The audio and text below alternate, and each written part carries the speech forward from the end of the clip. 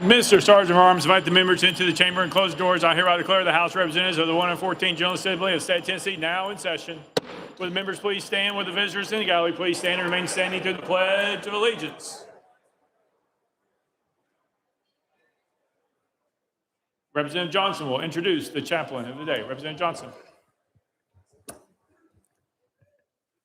Everybody, we're delighted to have Reverend Darren Mayberry Wright. He's a native Nashvilleian and proud byproduct of the Metro Nashville public school system. He earned his bachelor's degree at Kentucky Wesleyan College, followed by a master's degree in religious studies at University of Missouri, Columbia, and yet another master's degree in religious studies from Vanderbilt Divinity School. He's the lead pastor of Connection United Methodist Church in the Donaldson Hermitage area of Nashville, where he is passionate about helping people discover a faith that is thoughtful, compassionate, playful, and radically inclusive and deeply connected to showing up for each other. He also serves the Nashville community, as he has served for 6 years and counting on the Nashville Rescue Mission Board. He and his partner, Letitia, are raising 2 wonderful daughters, Rowan and Finley, who keep life joyful and full of perspective. One of the things that we do before we start church every week is we invite everybody to pause and take a deep breath to ground ourselves in the moment and ground ourselves in our collective breath. So I want to invite you to pause and take a deep breath together.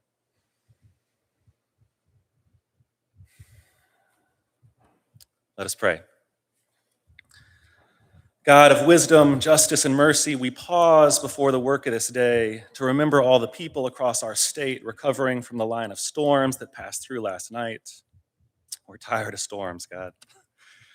We pause to remember that every single person in this room and in this state matters, and that throughout Scripture, you remind us over and over again that our faithfulness is measured by how we treat each other, particularly those among us who are most vulnerable.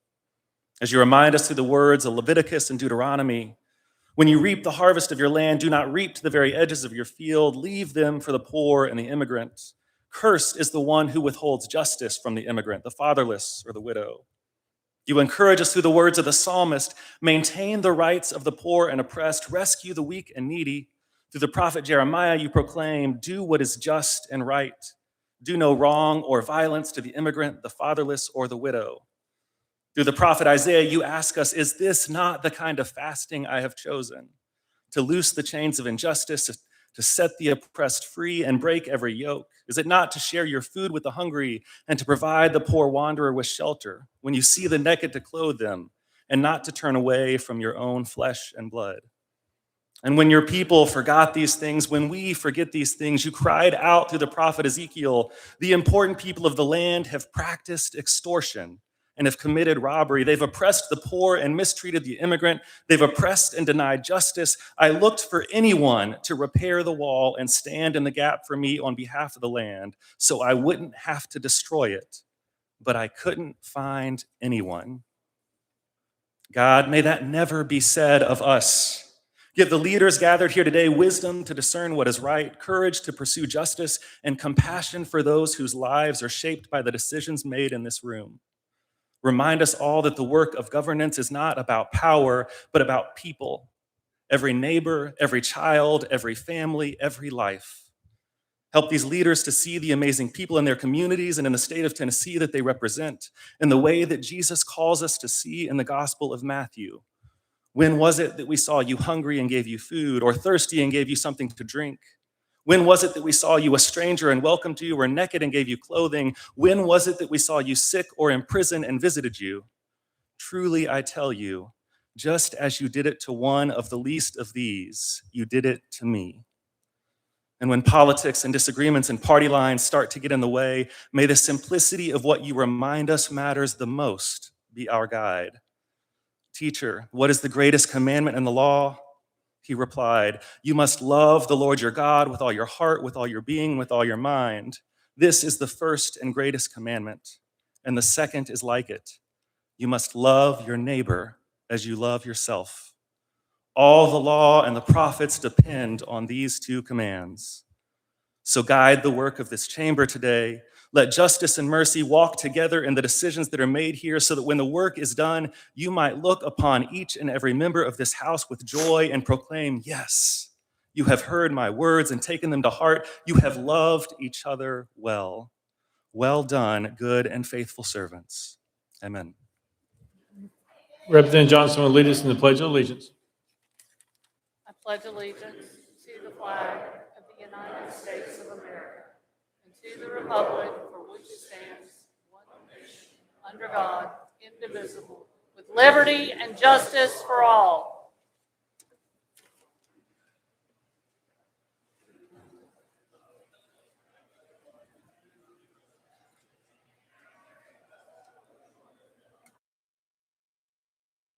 Mr. Clerk, please take the roll. Roll call.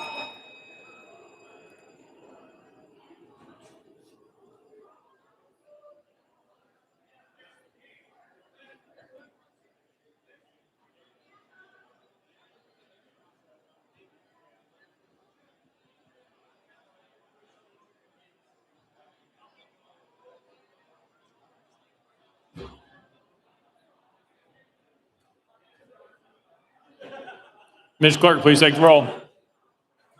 Mr. Speaker, 94 members present. Let the journal reflect Representatives Hardaway, Gillespie, Towns, and Hurt are excused. Next order, Mr. Clerk. Welcoming, honoring, and announcements. We have presentations. Representative Glenn, you are recognized. Mr. Speaker, I request that the Sergeant of Arms escort our guests into the chamber. Mr. Sergeant of Arms, please escort the guests to the well. Go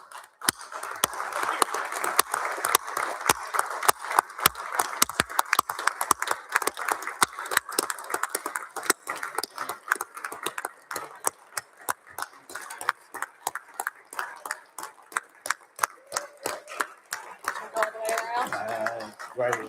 Thank you. Sorry.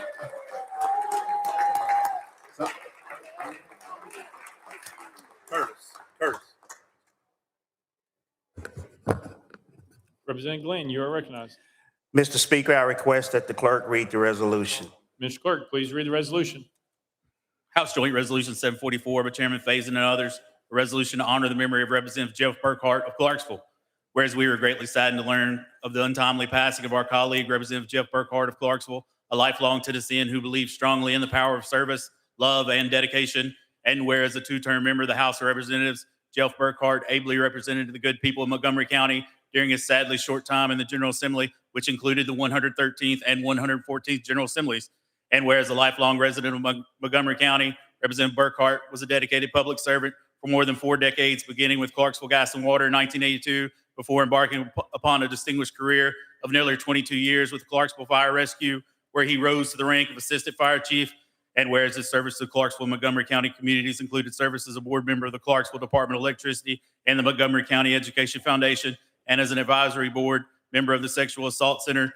And whereas in November 2022, Jeff Burkhart was first elected to the House of Representatives of the 113th General Assembly to represent the 75th House District. Representative Burkhart worked tirelessly to advocate for his constituents, earning the respect of both his colleagues and the communities he represented.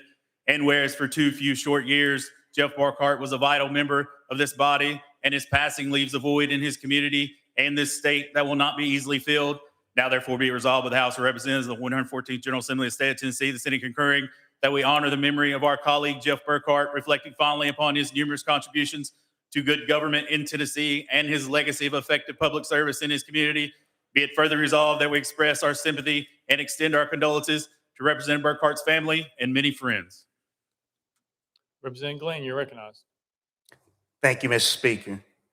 Today we celebrate the life of a friend and colleague, Representative Jeff Burkhart. Jeff was what I would call a quiet assassin. He made an impact on the lives of the people around him and the people who knew him well.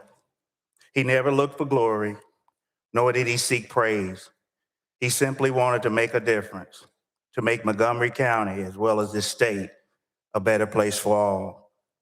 Jeff never looked at people through the lens of race, religion, or partisanship.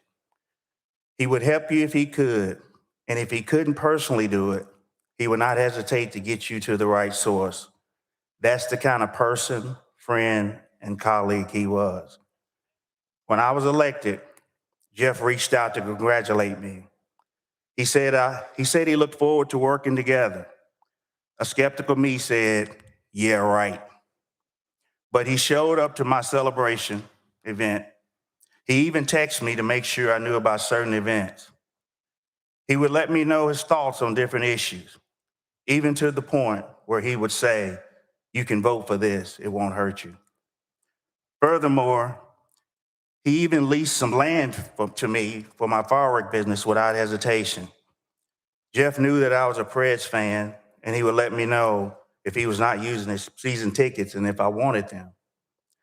I think more importantly was the fact that he and I would fight over who would have to sit beside Senator Powers at events. Jeff's good deeds went even farther than many people knew. He, along with a group of other business folks, dedicated $80,000 to Montgomery County Boys and Girls Club startup fundraiser. Jeff quietly donated shirts, hats, jackets, etc. to the early technical college students with the ECT branding so that they would have nice swag from the school when they went out to make presentations. That gesture alone helped to build the program to what it is today. Jeff's philanthropy stretched across the city and county he called home because he wanted the best for it. As I close, I know this for sure. With every interaction Jeff would have, he would leave with one or two phrases. You need anything? Or what do you need? It didn't matter who they were. Jeff is sorely missed. And to Cindy and Meredith and the rest of the family, Jeff's love for people will last for years to come. His impact on the community will be remembered every day. And his everlasting presence will be felt every time we gavel in and the clerk says, roll call. I turn it over to Speaker Faison. Representative Faison. Thank you, Mr. Speaker. Meredith, I will say this. All of us that come in and have the amazing privilege of being elected to work in this room, in this body, within a very few weeks, the rest of us have already kind of watched you and judged you, and we know if you're serious. We know if you're just here to be a gamer, to be an activist. We kind of figure out within a few weeks. And this is what you need to know about your daddy. From the time Jeff Burkhart walked in here, he walked in a leader. He walked in and immediately had the respect of everybody here on both sides of the aisle. When I knocked doors for your daddy, I was amazed at the people who told me how much they love your daddy. I was knocking one place and two fire trucks filled of firefighters jumped out and they saw I had a sign for your daddy. They all said, hey, we want signs. We love this man. One of them said, man, I've been a Democrat my whole life. I'd never vote for a Republican, but I'm gonna vote for Jeff Burkhart. That's who your daddy was. Thank you for sharing with us. Mr. Speaker, can we have the senator from the inferior chamber speak? Senator, you're recognized. Y'all make friends easy over here, don't you? I'm here today to speak of my friend, Jeff Burkhart. Jeff and I served on city council together in Clarksville, and we sat side by side for 5 years. And I love Jeff Burkhart. 5 years on the city council, did 3 years together up here. And what most folks do not know about Jeff Burkhart was the amount of goodwill that he had in his heart for others. Others have spoken of it, but I've seen it. And he gave more money away that people had no idea who it was. Well, you could pretty much change his name to Anonymous because every gift that he gave was anonymous. He did not want any credit. He did not want anyone to know. So I'm here today, Meredith. I'm here for your dad. Cindy, I'm here for your boyfriend and fiance, whatever, you know. Y'all were together a long time. And I've been on trips with them, but I'm just here to say goodbye to my buddy, Jeff Burkhart. I will miss him dearly. Thank y'all.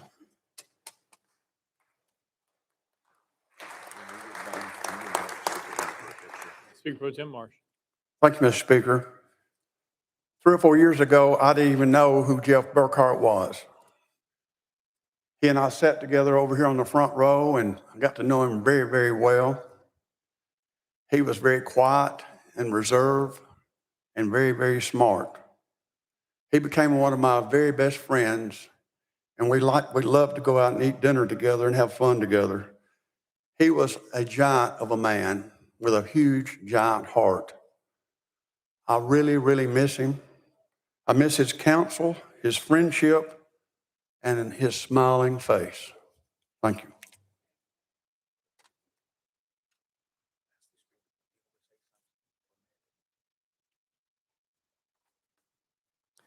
Representative Mr. Speaker, would you come down for a photo, please?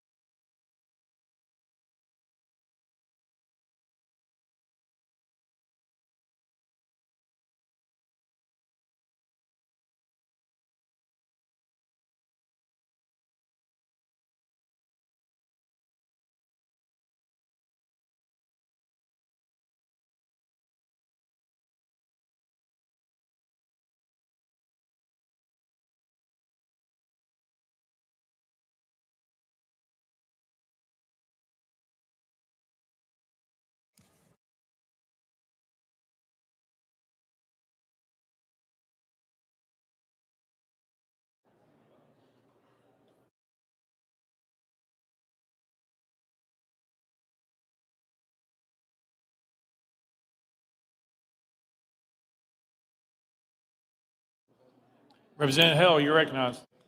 Thank you, Mr. Speaker. I request the Sergeant of Arms to escort our guest into the chamber. Mr. Sergeant of Arms, escort the guests to the well.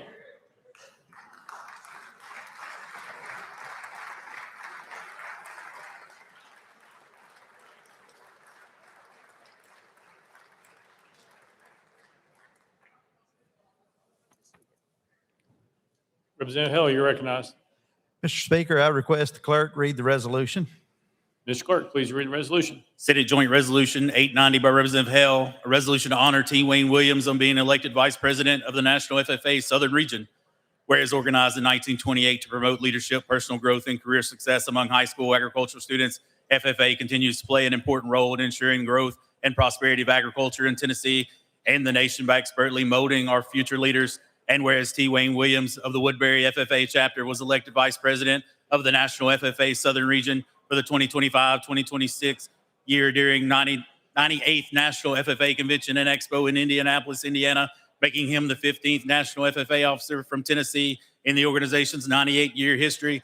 And whereas the son of Martin and Kim Williams, T. Wayne Williams is a 2025 graduate of Cannon County High School and a current agricultural communications student at Tennessee Technological University. And whereas Mr. Williams' journey as a member of the FFA is one of passion, perseverance, and purpose, and he has commenced his term as vice president with 2 words, quote, just one, reflecting his objective as vice president to make a positive difference in the life of at least one member and be remembered for spreading kindness and joy. And whereas an outstanding young man, Mr. Williams has proven himself a devoted and worthy leader in FFA, and he is most deserving of our approbation. Now, therefore, be resolved with the Senate of the 114th General Assembly of the State of Tennessee, the House of Representatives concurring, that we hereby honor and congratulate T. Wayne Williams on being elected vice president of the National FFA Southern Region, salute his many contributions and achievements in agriculture, and extend to him our best wishes for success during his term as a National FFA officer.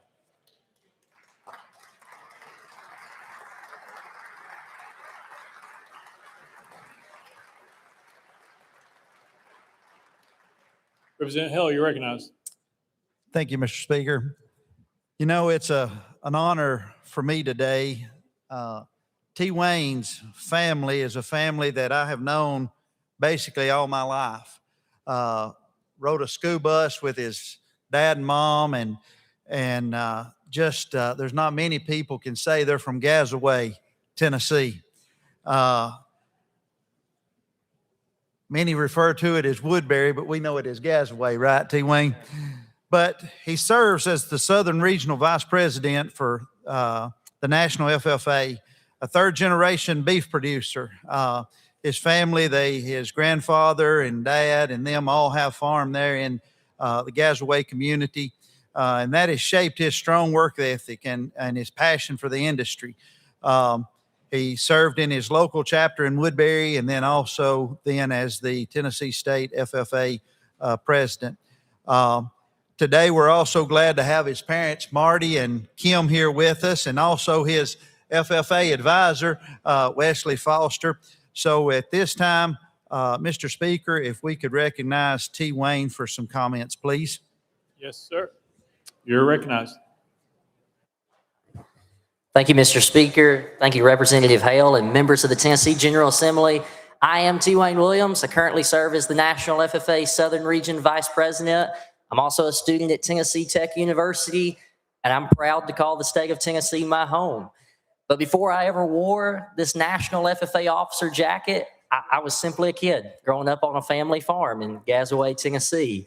As my full name is Troy Martin Wayne Williams, and each part of that name represents a generation of agriculture that came before me. And for my family and thousands of others across this state, agriculture isn't just an industry, it's a way of life. And that's why I want to begin by saying thank you. Thank you for your continued support of agriculture education.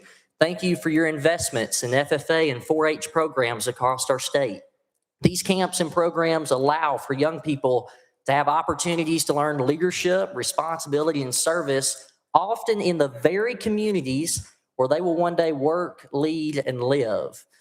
And for me, looking at my year as a National FFA officer, it's especially meaningful that I'll get to be back here tomorrow to celebrate agriculture on the Capitol, and we will get to recognize Tennessee's #1 industry and the men and women who contribute to making sure that we are fed and fueled every single day. Now, getting to serve as national officer, it's been an incredible honor. I've got to travel across this country. I've got to meet thousands of students, and I've got to represent an organization that has helped shape my life. But ultimately, what this year has reminded me of is the power of belief, the impact that it can have on someone when someone chooses to believe in you long before the world ever does. And fitting enough, as we enter into March Madness and NCAA basketball tournament, and just had a team from our state make it to the SEC championship yesterday, I'm reminded of a story from one of my favorite college basketball coaches of all time, Jimmy Valvano, or otherwise known as Coach V. Now, Coach V, when he took the head coaching job at NC State in 1981, he inherited a team that had only won 14 games the year before and didn't even make the NCAA tournament. Still, he was over the moon. This was his first big break in his coaching career. So he went back to his family in New York and they celebrated. And afterwards, his dad called him up to his room. Now, his dad had never left the state of New York in his life. And as Coach V walks into his dad's room, he sees a suitcase sitting by the bed. He says, "Dad, what's with this suitcase?" And that's when his dad looked at him and said, "I'm going to be there when you win the national championship. My bags are packed for you." Now, Coach V, he laughed in that moment and said, "Dad, we didn't even make the tournament last year. It's going to take a lot of hard work to win a national championship." But his dad didn't waver. He just smiled and said, "You'll do it. I know it. My bags are packed to see it." 3 years later, against all odds, NC State makes a run in the tournament. They keep winning and winning until eventually they end up in the national championship game. And in the final seconds of that game, they make a miraculous play and they win the national championship. And there in center court in Albuquerque, New Mexico, you can find Coach V and his dad hugging. And his dad leans in and he says, "I told you, my bags were always packed." Fast forward 10 years after that moment, Coach V is being interviewed and he's asked, "What is the greatest gift you have ever received in this life?" And without hesitation, he didn't mention a trophy or a championship. He simply said it was the belief that his father gave him every single day of his life. Because sometimes the most powerful thing that we can give to someone is belief that they are capable of more than they could ever imagine.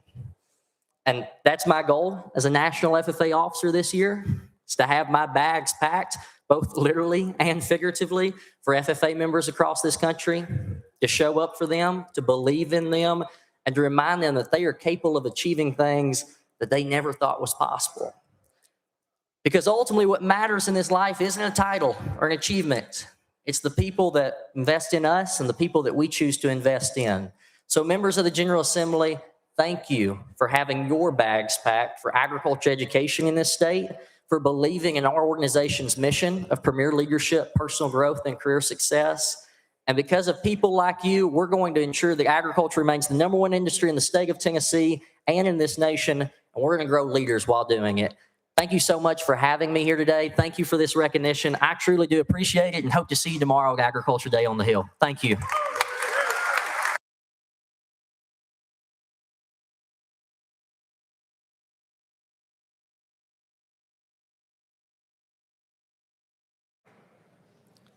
Representative Hale. Mr. Speaker, would you join us in the well for a picture, please?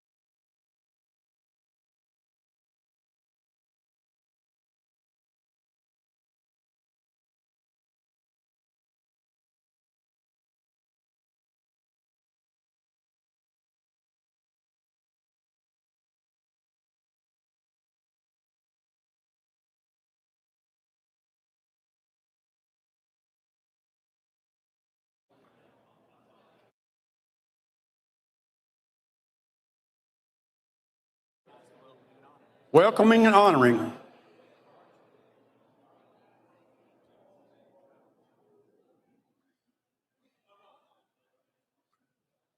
Chairman Hicks, you're recognized. Thank you, Mr. Speaker, and members, if I can have your attention, I've got two special guests with me today acting as pages. I have my daughters, Caroline and Maddie, if you'd please make them feel welcome. And to my right, I have my wife. She is also here visiting. If she would stand and be recognized as well, please make her feel welcome. Thank you. Representative Doggett, you're recognized.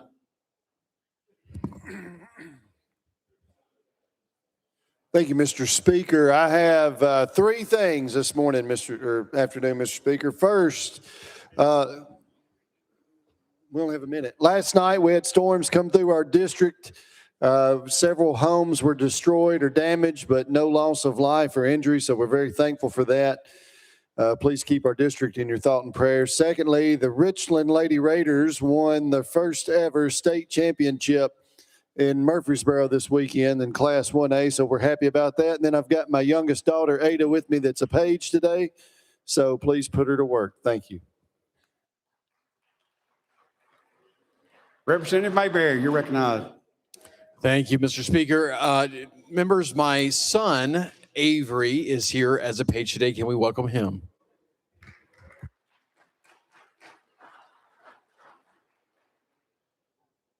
Chairman Todd, you're recognized. Thank you, Mr. Speaker. I have an announcement about Ag Day tomorrow on the Beth Harwell Plaza, starting at 7:30. They're going to have hot biscuits for you. Be vendors and exhibitors and farmers from across the state.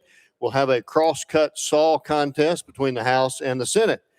Also, next week is the annual Tennessee Legislative Sportsman's Caucus Breakfast. It'll be Wednesday, a week from this Wednesday, 7:30 to 9, the Volunteer Conference Center.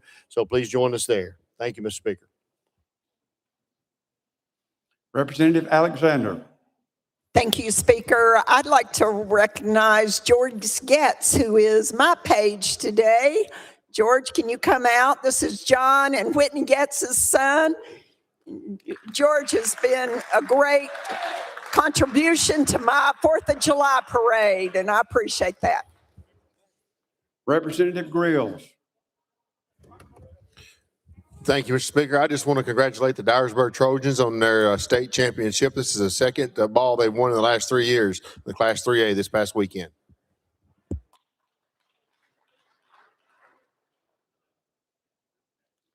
Representative Brock Martin.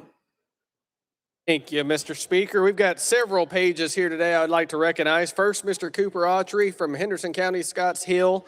Lily Powers is upstairs. She's from Scotts Hill as well. Michaela Mooney's with us from Scotts Hill, Lexington area. And then Julia Cruz is with us from Johnson County. They are all here today, part of the Tennessee Young Republicans group as well. So welcome to the chamber. And also, with 30 seconds left, the Huntington Phillies won the 2A state championship on Saturday, joining our boys football team who won in 2A in December.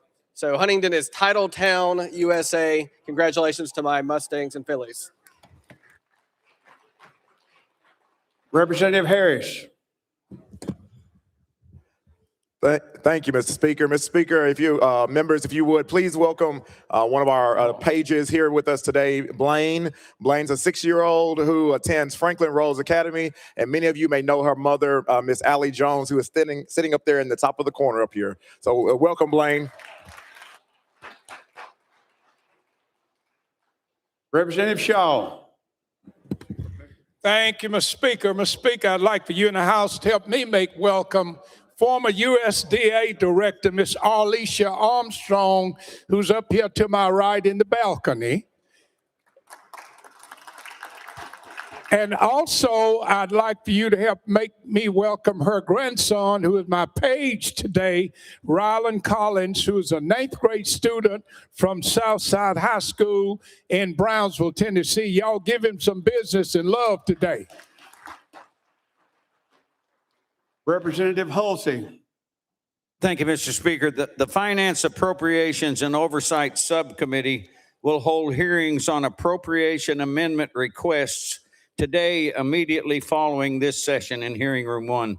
Please note that you're not required to present your appropriation amendment request, but it's for informational purposes only.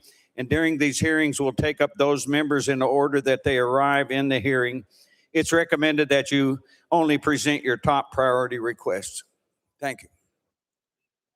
Representative Cochran. Thank you, Mr. Speaker. Members, hey, I just wanted to thank you, man, for all the prayers, all the support and the outreach on the passing of my dad. It was felt by my family. He was a special guy. Just really quickly, many of you know that I grew up working at his grocery store. And so that the very first time that I campaigned when I ran for office, it was amazing how many doors I would go to. They would say, "Hey, are you Ed Cochran's son?" They would find out that I was, and they would say, "Well, that's really all I need to know," because when my family, when we couldn't afford food, groceries would show up anyway. Or when we didn't have baby formula, they would just show up on the front porch. And he never told us that stuff. We didn't know. But he had a tremendous impact. He loved his community. He loved his family. Most of all, he loved Jesus. So we know where he is, and that makes it a happy celebration. But thank you all for your support, your love, and your prayers. Thank you.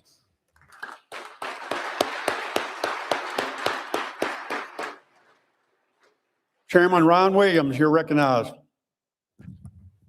Thank you, Mr. Speaker. The House Finance Subcommittee will take up constitutional amendment calendar on April the 1st of 2026. Please submit your bill notices for this calendar by March the 25th at 3:30. Leader Lambert, you're recognized. Thank you, Mr. Speaker. It's a happy day today in the House because it is Kelly Kiesling's birthday. Kelly, you back there? There you go. Happy birthday, Kelly.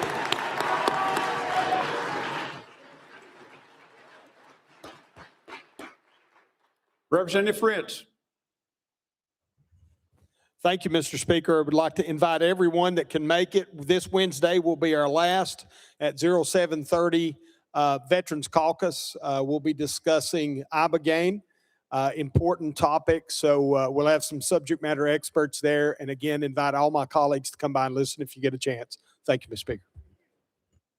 Representative Baum. Thank you, Mr. Speaker. Members, help me make welcome 2 pages from Rutherford County, Andrew and Jay Young. They go to Providence Christian Academy, and their mother is Michelle Young in the Office of the Courts. They had the option to be pages in the Senate or the House. They picked the House, and they said that's because the Senate is boring.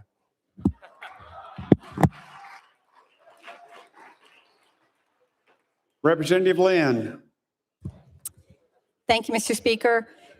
Members, may we please remember the 6 crew members who were killed last Thursday night in a refueling plane crash in Iraq. 6 young people, John Kleiner from Alabama, Irina Savino from Washington State, Ashley Pruitt from Kentucky, Seth Koval from Indiana, and Ohio natives Curtis Angst and Tyler Simons. Let us bow in silence. Amen. Thank you. Leader Camper, you're recognized.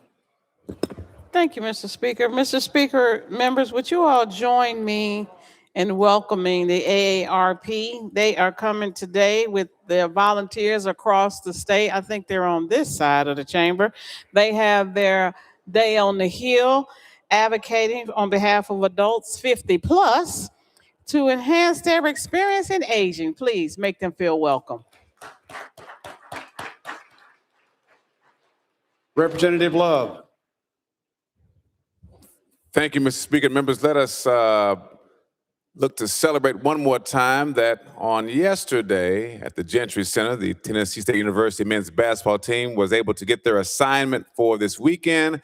They'll be playing Iowa State, the 15th seed, playing the 2nd seed, Iowa State, in St. Louis, Missouri. So we wish them well. We know we have many teams in the playoffs, but I want you to encourage you to cheer for the home team of the state capital here in Nashville, Tennessee. Amen, everybody. All right. All right. Thank you, Mr. Speaker. Representative Dixie. Thank you, Mr. Speaker. You know, sometimes in life you meet people, they come along and they're closer than a brother. So today is the birthday of one of my very best friends. We've been friends since the first day of 5th grade. We were met when we were 9 years old.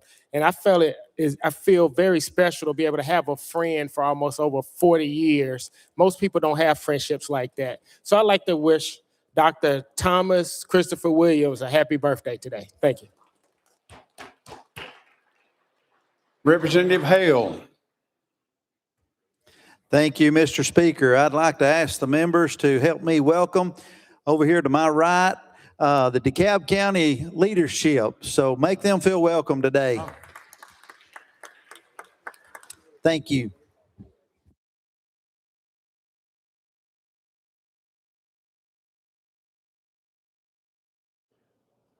Representative Hicks of Washington.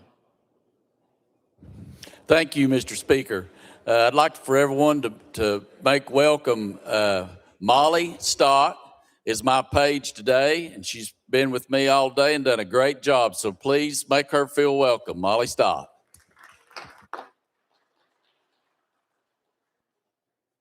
Representative Pearson. Thank you, Speaker. And I've had so many great blessings in my life, but before I was a full person, I was given the blessing of the best mother in the universe. And I am so grateful and so thankful that today, my mom, who has been through hell and high waters, who had her first son at just 15 years old and who has persevered through it all the tragedy, all the loss, all of the difficult days, all of the love and caretaking of my grandmamas. You are truly an inspiration for our entire family and an amazing leader who I aspire to be like through your advocacy, your commitment, your dedication, and your hard work. And I am here because of who you are. And I love you more than the world will ever know. So please welcome the one and only Dr. Kimberly Owens Pearson.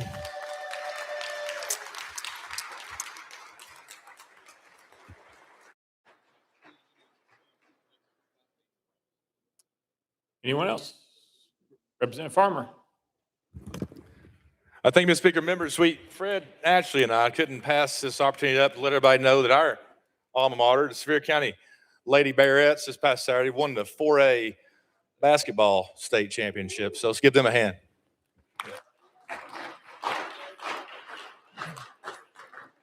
Representative Wright.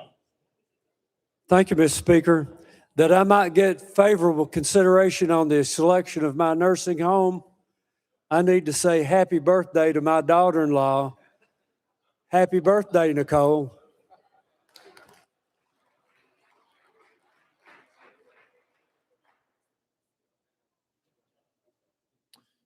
Did we miss anyone?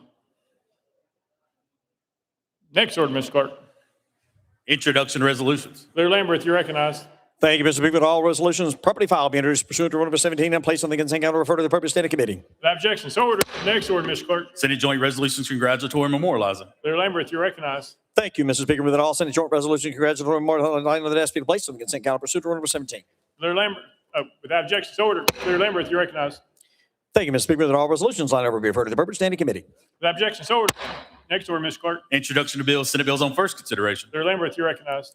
Thank you, Mr. Speaker. Senate bills 1,632, 1,713, 1,956, 1,970, 1,981, 1,989, 2,028, 2,032, 2,055, 2,076, 2,153, and 2,222. Transmitted by the Senate be held on the desk pending third consideration of the companion House bills. Without objection, so ordered. Next order, Mr. Clerk. Senate bills on second consideration, House bills on second consideration. Leader Lambert, you're recognized. Thank you, Mr. Speaker. The House bills 2,659 be passed on second consideration and be held on the desk referred to the appropriate standing committee. Without objection, so ordered. Next order, Mr. Clerk. Petitions and memorials, reports from standing committees, reports from select committees, calendars. Mr. Speaker, the House has a consent calendar. Chair Lady Moody, you are recognized. Thank you, Mr. Speaker. I move passage of the consent calendar on third and final consideration in keeping with Rule 50. Chair Lady Moody moves passage of the consent calendar. Probably seconded. Mr. Clerk, any objections has been filed? Mr. Speaker, item 19, House Bill 2536 has been objected to by Chairman Clemens. Item 21, House Bill 1907 has been objected to by Chairman Clemens. Item 25, House Bill 1857 has been objected to by Chairman Clemens. Item 39, House Joint Resolution 1094 has been objected to by Chairman Clemens. Item 40, House Joint Resolution 1095 by Leader Lamberth. Number 42, House Joint Resolution 1097 by Chairman Clemens. That is all the objections. Anyone seeking recognition on the consent calendar? Seeing none, any objection to the question? Seeing none, we're voting on the consent calendar. All members in favor vote aye when the bell rings. Those opposed vote no. Has every member voted? Does any member wish to change their vote? Williams, aye.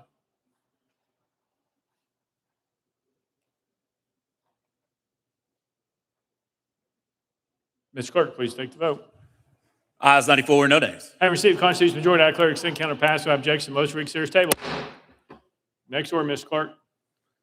House Bill 1927 by Representative Bricken, an act to amend Chapter 7 of Public Acts, the first extraordinary session of 2025 relative to the Education Freedom Act of 2025. Mr. Speaker, Senate bills on the desk.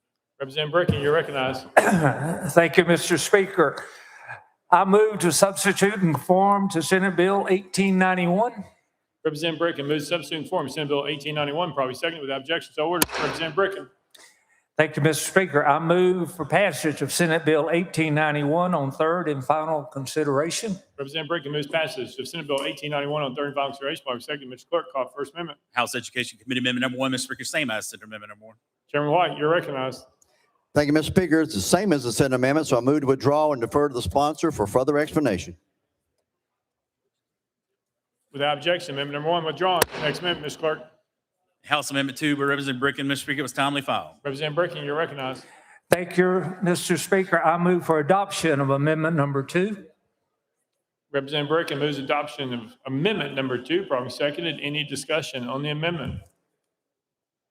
Seeing none, any objection to the question? Seeing none, we're on the board. All those in favor of adopting amendment number 2, vote aye when the bell rings. Those opposed, vote no.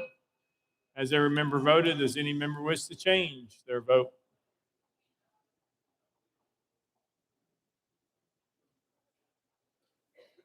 Mr. Clerk, please take the vote. Ayes 91, nay, 1 present, not voting. Amendment number 2 is adopted. Next amendment, Ms. Clerk.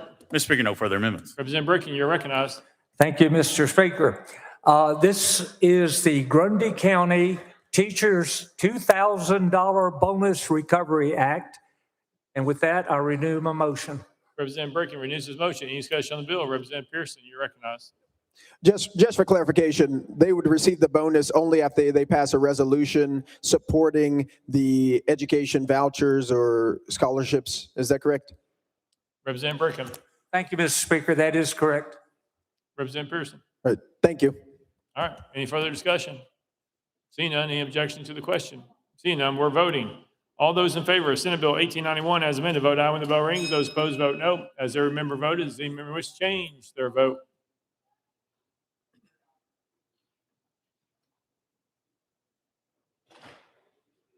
Ms. Clerk, please take the vote. Ayes 75, 19 nays. Senate Bill 1891 having received a constitutional majority, I hereby declare it passed without objection. The motion reconsider is tabled. Next bill, Mr. Clerk. House Bill 5 by Chairman Bolso relative to civil damage awards. Chairman Bolso, at your desk.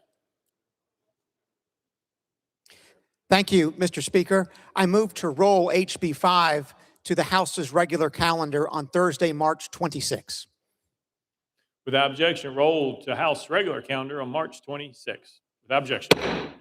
Next bill, Mr. Clerk.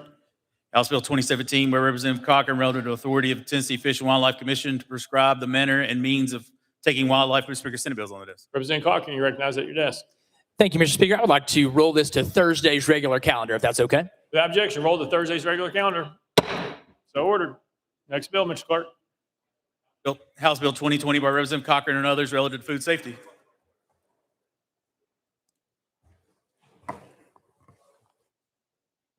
Representative Cochran, you recognize. Stand by. Sorry.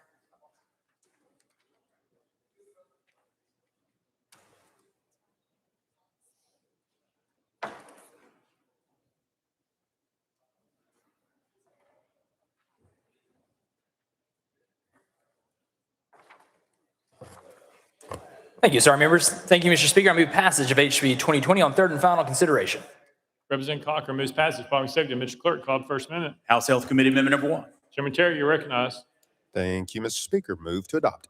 Chairman Terry moves adoption of committee amendment number 1. Probably seconded. Any discussion on the amendment? Seeing none. All those in favor of committee number 1 say aye. All those opposed say no. The ayes have it. You adopted. Next amendment, Mr. Clerk. Mr. Speaker, no further amendments. All right. Representative Clemens, do you have a parliamentary question? Representative Jones does. All right. Come on.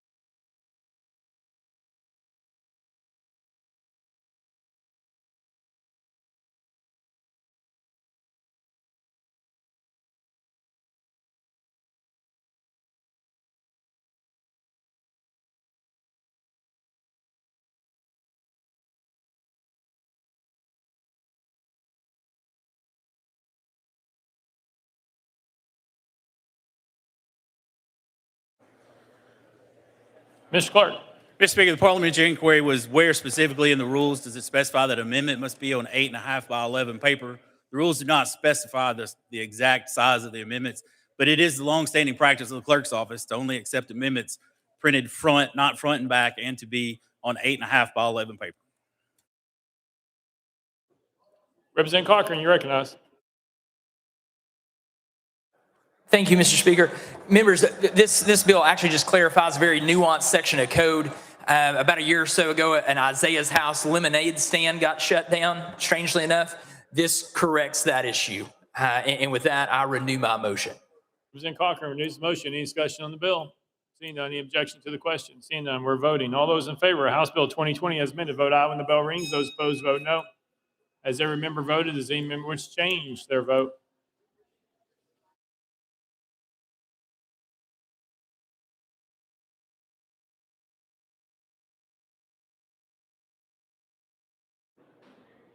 Ms. Clerk, please take the vote. Ayes 85, 7 nays, 1 present, not voting. House Bill 2020 on received constitutional majority, hereby declare passed. Without objection, motion to reconsider is tabled. Call the next bill, Mr. Clerk. House Bill 36 by Representative Davis, relative to inmates. Mr. Speaker, Senate bills on the desk. Representative Davis, you're recognized.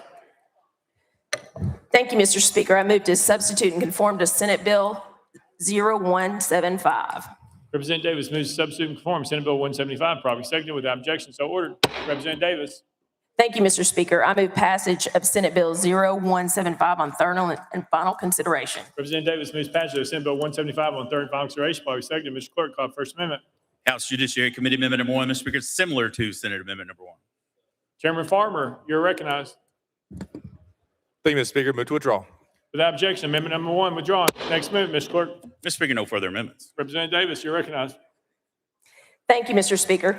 Members, this legislation is a reporting bill, and it specifies data related to chronically debilitated and incapacitated inmates eligible for parole and data related to inmates and medical furloughs. And with that, I renew my motion. Representative Davis renews her motion. Any discussion on the bill? Seeing none, any objection to the question? Seeing none, we're voting. All those in favor of Senate Bill 175, vote aye when the bell rings. Those opposed, vote no.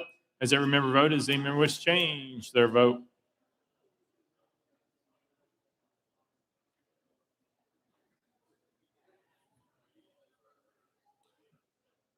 Mr. Clerk, please take the vote. Ayes 92, no nays. Senate Bill 175 having received a constitutional majority, hereby declare passed without objection. The motion reconsider is tabled. Call the next bill, Mr. Clerk. House Bill 369 by Chairman Doggett, relative to student records. Mr. Speaker, Senate bills on the desk. Chairman Doggett, you're recognized. Thank you, Mr. Speaker. I move to substitute and conform to Senate Bill 273. Chairman Doggett moves to substitute and conform Senate Bill 273, probably seconded without objection. So ordered. Chairman Doggett. Thank you, Mr. Speaker. I move passage of Senate Bill 273 on third and final consideration. Chairman Doggett moves passage of Senate Bill 273 on third and final consideration, probably seconded. Mr. Clerk, call First Amendment. House Judiciary Committee Amendment number 1. Chairman Farmer, you're recognized. Thank you, Mr. Speaker. Members, this amendment just updates the effective date. Move to adopt. Chairman Farmer moves adoption of Committee Amendment number 1, probably seconded. Any discussion on the amendment? Seeing none. All those in favor of adopting Committee Amendment number 1 say aye. Aye. All those opposed say no. The ayes have it. You adopted. Next amendment, Mr. Clerk. Mr. Speaker, no further amendments. Chairman Doggett, you're recognized. Thank you, Mr. Speaker. This bill states that it is not a criminal offense to change a grade or alter a grade that's a part of a credit recovery program. And with that, I renew my motion. Chairman Doggett renews his motion. Any discussion on the bill? Seeing none. Any objection to the question? Seeing none. We're voting. All those in favor of Senate Bill 273 as amended, vote aye when the bell rings. Those opposed, vote no. Has every member voted? Does anyone wish to change their vote?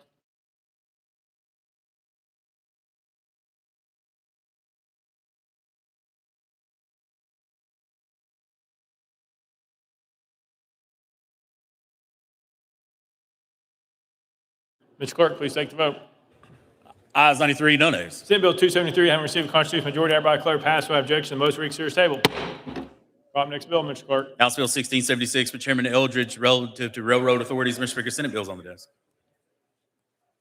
Chairman Eldridge, you're recognized. Thank you, Mr. Speaker. I move to substitute and conform to Senate Bill 1739. Chairman Eldridge moves to substitute and conform Senate Bill 1739, probably seconded without objection. So ordered. Chairman Eldridge. Thank you, Mr. Speaker. I move passage of Senate Bill 1739 on third and final consideration. Chairman Eldridge moves passage of Senate Bill 1739 on third and final consideration, probably seconded. Mr. Clerk, call First Amendment. House Finance Ways and Means Committee Amendment number 1. Chairman Hicks, you are recognized. Thank you, Mr. Speaker. This amendment rewrites the bill similar to bill as filed, but makes changes relative to the membership of the Northeast Tennessee Railroad Authority. Move to adopt. Chairman Hicks moves adoption of committee amendment number 1, probably seconded. Any discussion on the amendment? Seeing none, all those in favor of adopting committee amendment number 1 say aye. Aye. All those opposed say no. The ayes have it. You adopt it. Next amendment, Mr. Clerk. Mr. Speaker, no further amendments. Chairman Eldridge, you're recognized. Thank you, Mr. Speaker. This bill currently, the Northeast Tennessee Railroad Authority is made up of Anderson, Campbell, and Scott counties. The authority must also include Claiborne, Union, and Granger counties. This bill authorizes these counties to become members of the Railroad Authority with a 2/3 majority vote by their governing bodies. And with that, Mr. Speaker, I renew my motion. Chairman Eldridge renews his motion. Any discussion on the bill? Seeing none, any objection to the question? Seeing none. We are voting. All those in favor of Senate Bill 1739 as amended, vote aye when the bell rings. Those opposed, vote no. Has every member voted? Does any member wish to change their vote? Glenna. Howard's aye. Mr. Clerk, please take the vote. Ayes 92, no nays. Senate Bill 1739 having received a constitutional majority, I hereby declare passed without objection. Most reconsider statement. Next bill, Mr. Clerk. House Bill 803 by Chairman Grills and others relative to utilities. Chairman Grills, you're recognized. Thank you, Mr. Speaker. I move passage of House Bill 803 on third and final consideration. Chairman Grills moves passage by executive. Mr. Clerk, call the First Amendment. House Agricultural and Natural Resources Committee Amendment number 1. Chairman Todd, you're recognized. Thank you, Mr. Speaker. This amendment rewrites the bill. Move to adopt and defer to the sponsor for further explanation. Chairman Todd moves adoption of committee amendment number 1, probably seconded. Any discussion on the amendment? Seeing none, all those in favor of committee amendment number 1 say aye. Aye. All those opposed say no. The ayes have it. You adopted. Next amendment, Mr. Clerk. Mr. Speaker, House Amendment 2 by Representative Pearson. Mr. Speaker, was not timely filed.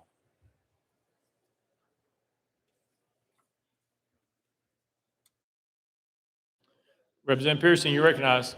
Thank you. And sponsor, appreciate the legislation. I understand the intent, particularly by the Senate sponsor as well. But to my colleagues, one of the challenges of this legislation and the reasons it has so many amendments on the Senate side, today, no entity can build a sewer system inside of a sewer utility service area.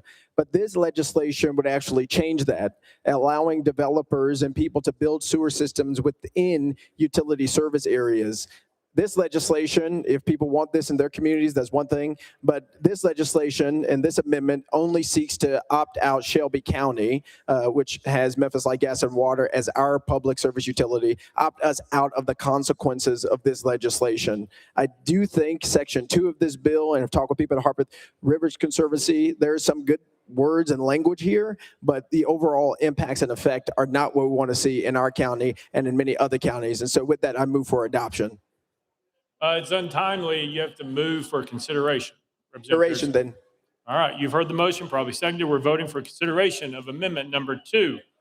All those in favor of considering amendment number 2, vote aye when the bell rings. Those opposed, vote no. Has every member voted? Does any member wish to change their vote?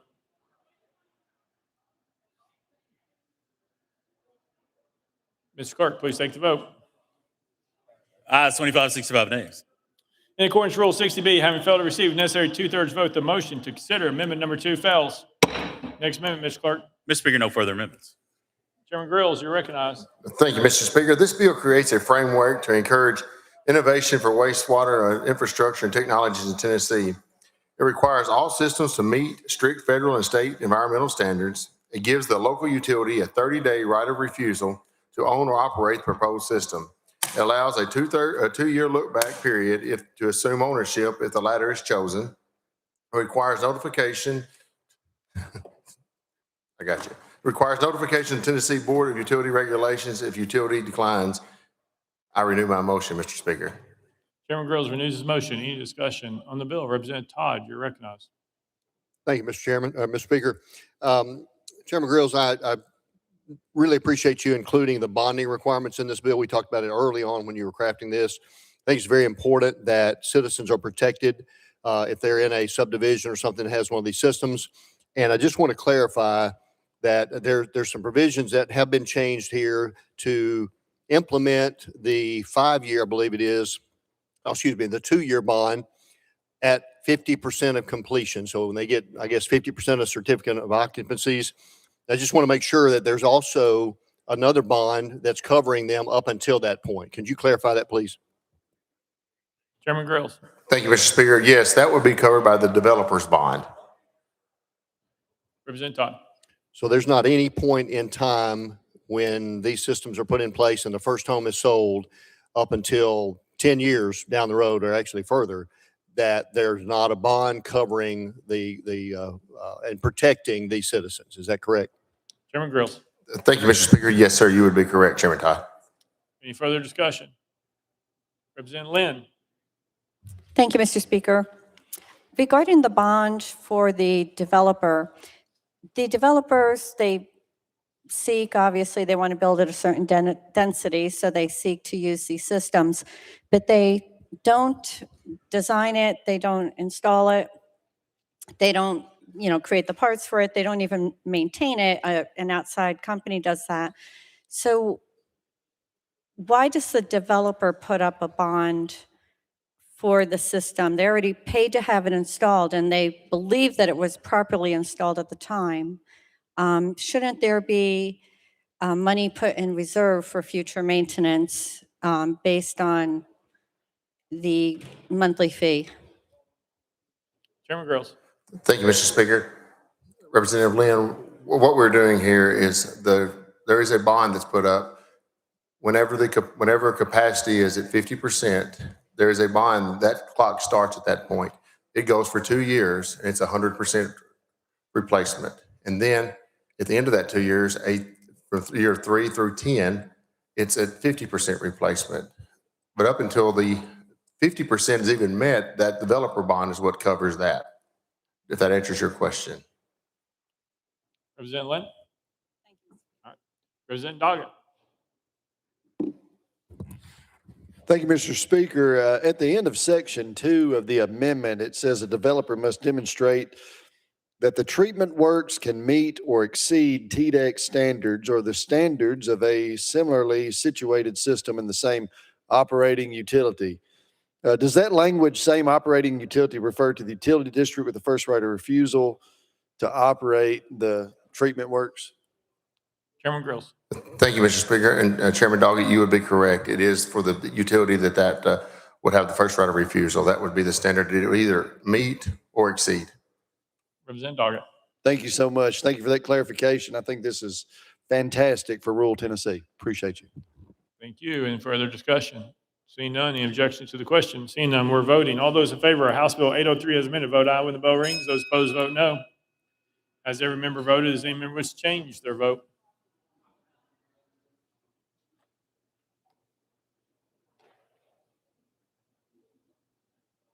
Mr. Clerk, please take the vote. Ayes 69, 22 nays, 1 present. I'll vote. House Bill 803, having received a constitutional majority, I hereby declare it passed without objection. The motion reconsider is tabled. Next bill, Mr. Clerk. House Bill 2355, Chairman Howe, relative to unlawful disposal of waste. Chairman Howell, you're recognized. Thank you, Mr. Speaker. I move passage of House Bill 2355 on third and final consideration. Chairman Howell moves passage. Following second, Mr. Clerk, call it First Amendment. House Agricultural and Natural Resources Committee Amendment number 1. Chairman Todd, you're recognized. Thank you, Mr. Speaker. This amendment rewrites the bill. Move to adopt and defer to the sponsor for further explanation. Chairman Todd moves adoption of committee amendment number 1. Probably seconded. Any discussion on amendment? Seeing none. All those in favor of committee amendment number 1 say aye. Aye. All those opposed say no. The ayes have it. You adopt it. Next amendment, Mr. Clerk. Mr. Speaker, no further amendments. Chairman Howell, you're recognized. Thank you, Mr. Speaker. Members, there are many waste disposal businesses in Tennessee. Occasionally, we get a bad actor. This happened in my district, in the Cherokee National Forest, in fact. House Bill 2355 is the result of that bad actor. He owned a septic tank pump truck, and instead of paying the $300 fee to take it to the disposal site or to the landfill, he kept the $300 and was fined $50. So pretty good profit.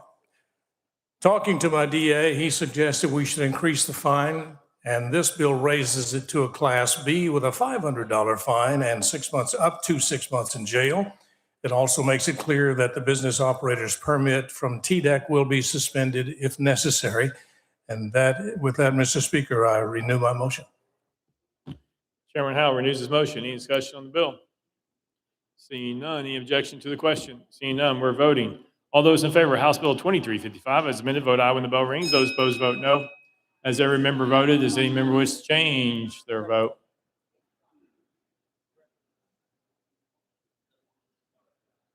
Mr. Clerk, please take the vote. Ayes 92, no nays. House Bill 2355 having received a constitutional majority, I hereby declare passed without objection. Most read series table. Next bill, Mr. Clerk. House Bill 1615 by Chairman Lafferty, relative to Tennessee Public Charter School Commission. Mr. Speaker, Senate bills on the desk. Chairman Lafferty, you're recognized. Thank you, Mr. Speaker. I move to substitute and conform to Senate Bill 1558. Chairman Lafferty moves to substitute and conform to Senate Bill 1558 without objection. So ordered. Chairman Lafferty. Thank you, Mr. Speaker. I move passage of Senate Bill 1558 on third and final consideration. Chairman Lafferty moves passage of Senate Bill 1558 on third and final consideration. Second, Mr. Clerk, call First Amendment. Mr. Speaker, no amendments filed. Chairman Lafferty, you are recognized. Thank you, Mr. Speaker. I renew my motion. Chairman Lafferty renews his motion. Any discussion on the bill? Seeing none, any objection to the question? Seeing none, we're voting. All those in favor of Senate Bill 1558 vote aye when the bell rings. Those opposed vote no. Has every member voted? Does any member wish to change their vote?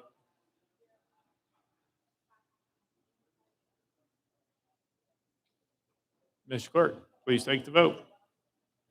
Ayes 67, 21 nays, 2 present, not voting. Senate Bill 1558 having received a constitutional majority, I hereby declare passed without objection. Most read series table. Next bill, Mr. Clerk. House Bill 793 by Leader Lambert and others relative to persons unlawfully present in the United States. Mr. Speaker, Senate bills on the desk. Balcony noises like hissing and shushing will be removed. And unfortunately, just a warning for everybody in the balcony, if we can't determine who it is, then we will have to clear the balcony. So please refrain. Leader Lambert, you're recognized. Thank you, Mr. Speaker. Move to substitute and conform to Senate Bill 836. Leader Lambert moves substitute and conform Senate Bill 836, probably seconded without objection. So ordered. Leader Lambert, you're recognized. Thank you, Mr. Speaker. I move passage of Senate Bill 836 on third and final consideration. Leader Lambert moves passage of Senate Bill 836 on third and final consideration, probably seconded. Mr. Clerk, call First Amendment. House Education Committee Amendment number 1. Chairman White, you're recognized. Thank you, Mr. Speaker. I move to withdraw. Without objection. Committee Amendment number 1 withdrawn. Next amendment, Mr. Clerk. House Finance Ways and Means Committee Amendment number 1 filed as House Amendment 2. Chairman Hicks, you're recognized. Thank you, Mr. Speaker. This amendment rewrites the bill. Move to adopt and defer to the sponsor for further explanation. Chairman Hicks moves adoption of Committee Amendment number 2, probably seconded. Any discussion on amendments? Seeing none, all those in favor of Committee Amendment number 2 say aye. Aye. All those opposed say no. The ayes have it. You adopted. Next amendment, Mr. Clerk. House Amendment 3 by Chairman Clemens, Mr. Speaker, was not timely filed. Chairman Clemens, you're recognized. Thank you, Mr. Speaker. I rise in support of consideration of this amendment, which it was late filed, but it seeks to clean up some of the issues in here to ensure that the state is complying with FERPA laws and is not disenrolling students. So it adds pertinent language in here for this and takes into consideration the realities of the different kinds of applying for immigration status in the state of Tennessee and the United States. So it provides cleanup language in here to simply take those different methods of obtaining or applying for U.S. citizenship or other immigration status into account, and again, seeks to protect our state from violation of FERPA laws and protect against disenrollment and simply ensures against disenrollment. So with that, I move for consideration of this Amendment 3. You've heard the motion, properly seconded. We're voting for consideration of Amendment number 3. All those in favor of considering Amendment number 3, vote aye when the bell rings. Those opposed, vote no. Has every member voted? Does any member wish to change their vote? Mr. Clerk, please take the vote. Ayes 22, 68 nays. In accordance with Rule 60B, having failed to receive the necessary two-thirds vote, the motion to consider Amendment number 3 fails. Next amendment, Mr. Clerk. House Amendment 4 by Representative Jones and Davidson, Mr. Speaker, was not timely filed. Representative Jones, you're recognized. Thank you, Mr. Speaker. First of all, this bill creates a very unnecessary administrative burden on our school districts. A recent report said that there's an estimated cost of $55 million for the state of Tennessee to verify the immigration status of every student in our school district. It is a waste of money. It's unnecessary. And so this amendment allows local school districts like mine in Davidson County to opt out of this legislation being proposed by William Lambert. It allows us to use our resources to serve better needs, like making sure that we have enough supplies in our schools and that our teachers are paid a right salary instead of using $55 million to turn our teachers into ICE agents. This is unnecessary, it's cruel, and it's utterly shameful that we're even debating this legislation today. Every child has a right to an education, regardless of immigration status. You all found that out. But what this bill is doing now is trying to surveil them and creating an atmosphere of surveillance and fear in our school districts. It's wrong. And so I move for consideration of this amendment and hope that we can do the right thing and let our local school districts decide if they want to be a part of this bullying that the leader Lambert is proposing today, or if we can opt our school districts out. We have one of the most diverse school districts here in Davidson County, and I want to make sure that our students are safe. And so I move for consideration of this amendment. For the motion, probably second, we're voting for consideration of amendment number 4. All those in favor of considering amendment number 4, vote aye when the bell rings. Those opposed, vote no. Has every member voted? Does any member wish to change their vote?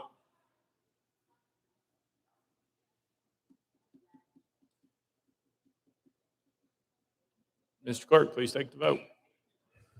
Ayes 43, 68 nays. In accordance with Rule 60B, having failed to receive the necessary two-thirds vote, the motion to consider amendment number 4 fails. Next amendment, Mr. Clerk. House Amendment 5 by Representative Jones and Davidson. Mr. Speaker, was not timely filed. Representative Jones, you're recognized. Thank you, Mr. Speaker. This is renaming this bill to a more proper and appropriate name, the Doxing Immigrant Students Act. Let's be honest about what this is about. We're doxing children who will be fearful to show up to school so that we can submit to the whims of discrimination and racism. Whatever the intent of this bill is, it's not constitutional, it's immoral, it's reprehensible, it's racist, it's vile, and it's sickening that we're even debating this today. And I hope that we see what is happening is we're going to be doxing students. They're going to be scared to come to school. For many students, school is the only place they can get access to free lunch. School is the place where they can find their imagination and be their whole selves. But we're making our teachers become ICE agents, and it's shameful, reprehensible. And I think that when you retire from here, as some of you are doing, do you want this to be your legacy when you leave this chamber, that you bullied some immigrant children? Does it make you feel powerful? Let's use our power to serve the people and not dox children. Again, this is about children, young people in elementary school, not adults. And Lambert, I hope that you pay attention and you listen to your conscience. It's wrong. We're going after children. And I move for consideration of this amendment. You've heard the motion, probably seconded. We're voting for consideration of amendment number 5. All those in favor of considering amendment number 5, vote aye when the bell rings. Those opposed, vote no. Has every member voted? Does any member wish to change their vote? Rudd, no. Mr. Clerk, please take the vote. Ayes 21, 72 nays. In accordance with Rule 60B, having failed to receive the necessary two-thirds vote, the motion to consider amendment number 5, the motion to consider amendment number 5 fails. Next amendment, Mr. Clerk. House Amendment 6 by Representative Pearson. Mr. Speaker, was not timely filed. Representative Pearson, you're recognized. Thank you, Speaker. This legislation is continuing a very dangerous precedent within our body of targeting immigrants and undocumented people. The communities that have risen up, which I'm very proud of, came to this legislature and said that, one, it was immoral to try and deny public education to students who may be undocumented. And so this legislation was forced to change by the activism, by the voices of so many in our communities who want for school and education to be a place of learning. And the truth of the matter is, my colleagues, undocumented people pay taxes. And those taxes also pay for the schools where they are sending their children. This legislation simply allows for school systems like ours to opt out of participating in a racist, harmful, bigoted legislative practice that targets the most marginalized and the most vulnerable in our communities, because some of us really do believe that what you do for the least of these matters. And those are our children. So with that, I move for consideration. You've heard the motion, probably seconded. We're voting for consideration of amendment number 6. All those in favor of considering amendment number 6, vote aye when the bell rings. Those opposed, vote no. Has every member voted? Does any member wish to change their vote? Mr. Clerk, please take the vote. Ayes 22, 73 nays. In accordance with Rule 60B, having failed to receive the necessary two-thirds vote, the motion to consider amendment number 6 fails. Next amendment, Mr. Clerk. House Amendment 7 by Representative Pearson. Mr. Speaker, was not timely filed. Representative Pearson, you recognized.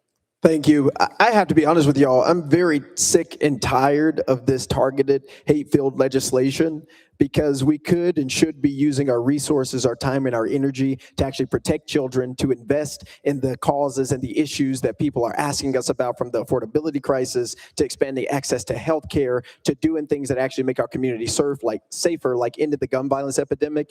And now we are perpetuating these types of policies. And I know a lot of you here are really big supporters of parental rights. And so this legislation seeks to give parents the opportunity to opt out of participating in this governmental data collection that is being forced upon local education agencies, and then allow for parents to have a say about what information is being collected by the government on their children, whether it be micro data or macro data.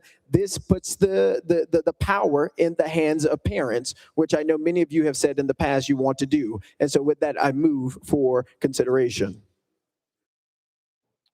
You've heard the motion, probably seconded. We're voting for consideration of amendment number 7. All those in favor of considering amendment number 7, vote aye when the bell rings. Those opposed, vote no. Has every member voted? Does any member wish to change their vote? Mr. Clerk, please take the vote.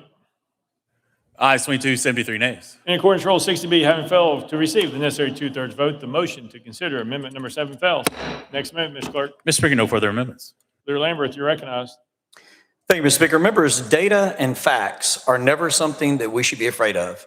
Period. End of story. When we have all of the data at our fingertips to be the voice of our districts, to be able to make decisions that are for the best in the best interest of Tennessee, we're able to make better decisions. What this bill does as amended is it will simply ask the school districts to do exactly what they're doing right now. Whenever any child goes and enrolls in a public school or public charter school in this state, they are asked for a birth certificate. If they don't have a birth certificate, then they're asked for additional information to prove their identity. They're also asked for residency. They're also asked if they have their immunizations. They're asked several questions before they are enrolled in our schools, public schools in this state.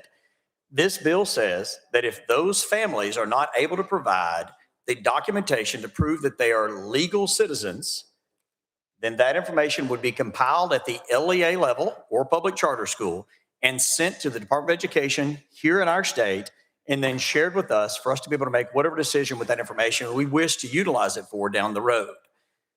That just makes sense to have that type of data. So at the core of it, that's what this bill does. And with that, I renew my motion. Leader Lamberth renews his motion. Any discussion on the bill? Those in the balcony, please refrain from standing. You have to remain seating so you do not block others. So I would suggest you please sit. Representative Johnson, you're recognized. Thank you, Mr. Speaker. You know, you talk about making it better for our state. Very proud of the Knox County School Board. It's a majority Republican body, but they voted to be against this legislation because they felt it was really important that all children are in school. They put aside partisan politics because they didn't understand why we would hold things against children and potentially keep children out of K-12 instruction. We know that it's much better for all of our kiddos to be in school than to be at home alone. We have heard a lot in the discussion of this bill of the costs of immigrants in Tennessee, but there's no intellectual honesty when it comes to the revenue that immigrants bring into this state, which overwhelmingly covers any cost. That is the reality. Overwhelmingly, they pay all of the same taxes that we pay, and they get none of the benefits that we get. We are talking about children who have nothing, they've done nothing wrong. They have done absolutely nothing wrong. We are targeting innocent children who have come with their families, and we are punishing children for this, making them afraid to go to school because afraid of what information that would give the government and what that would do to their families. We are already 47th in the nation in funding our public schools. We should be ashamed that we are 47th in the nation when it comes to funding our public schools. Mississippi, we're dead last in our southeast region. Mississippi now funds $1,000 per student more than Tennessee. And we are talking here about $55 million to get some data that our Constitution says we can't use to disenroll students.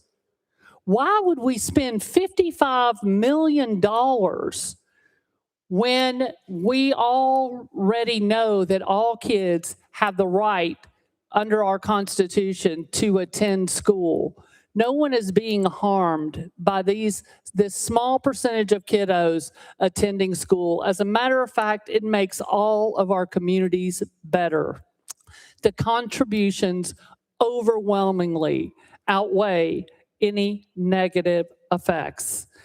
But the cost, and if you go in a school and visit a school secretary, see if she has 3 minutes to chat with you, because they just absolutely can't. It's not easy to determine.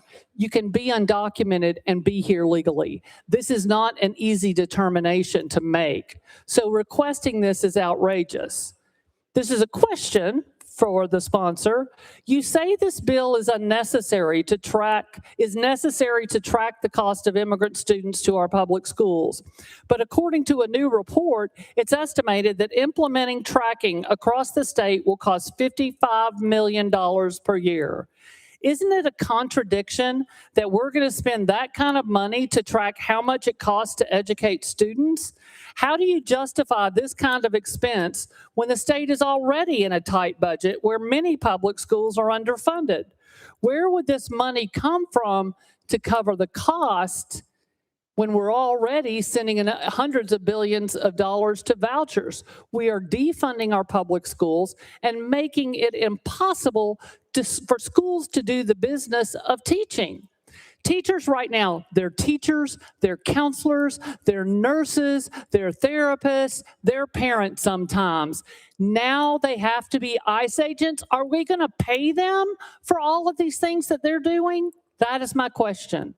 How do we afford the $55 million? And are you going to pay teachers for the 6 jobs that they do? Leader Lamberth. Thank you, Mr. Speaker, and to my friend from Knox County.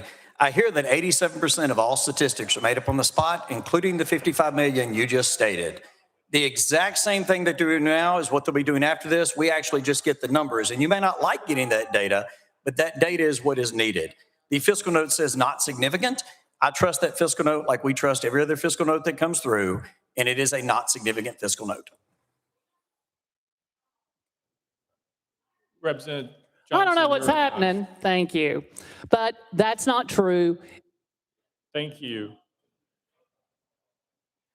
Representative Mitchell. Yeah, thank you, Mr. Speaker. One of my political heroes was Governor Frank Clement. In 1953, this General Assembly passed legislation to give free textbooks to children. That was very innovative at the time, and we paid for it through a bond issue and then later through our sales tax. Then later on, Governor Clement was the only Southern politician in Congress, there was 2, that refused out of Congress, the Senate, and a governor that refused to sign the Southern Manifesto. And that was more or less, the Southern Manifesto was requesting to keep schools segregated in the South. Governor Clement also was the first governor to veto a segregation bill in the country. Governor Clement also sent in the National Guard to make sure schools got segregated in Oak Ridge. School is opportunity. Education, public education in this country and in this state is opportunity. The cost of this may be $55 million, or it may be some made up non-significant number that, he's gotten approved at fiscal review. But the cost of not educating a child in this state is so much greater. Whether you don't like that child, you don't like where they're from, what they believe, what they look like, the cost of not educating this child is a whole lot more costly, and it won't be in the Department of Education that we're paying for it, but we will pay for it. Our children, people in this state, the majority of the way we pay for taxes in this state is sales tax. Everybody who buys something in this state, whether you're from Guatemala or Greenfield, you're paying sales tax. And that's just the bottom line of it. These people are paying their fair share in this state, and to not offer a child education, I think this is the first time I've ever been on this House floor or seen on this House floor where we're trying to take education away from a child. That's scary. You know, we hear about let's don't be afraid of data. Well, we've asked for data on a lot of other things, on how we're paying for rich kids to go to school, but we're scared of that data. We don't want the general public to know we're subsidizing and entitling rich kids to go to private schools. But we'll stop a child that traveled thousands of miles, risking life and limb to get an opportunity in the land of opportunity. You know, just think of the message we're sending to the rest of the country that we would.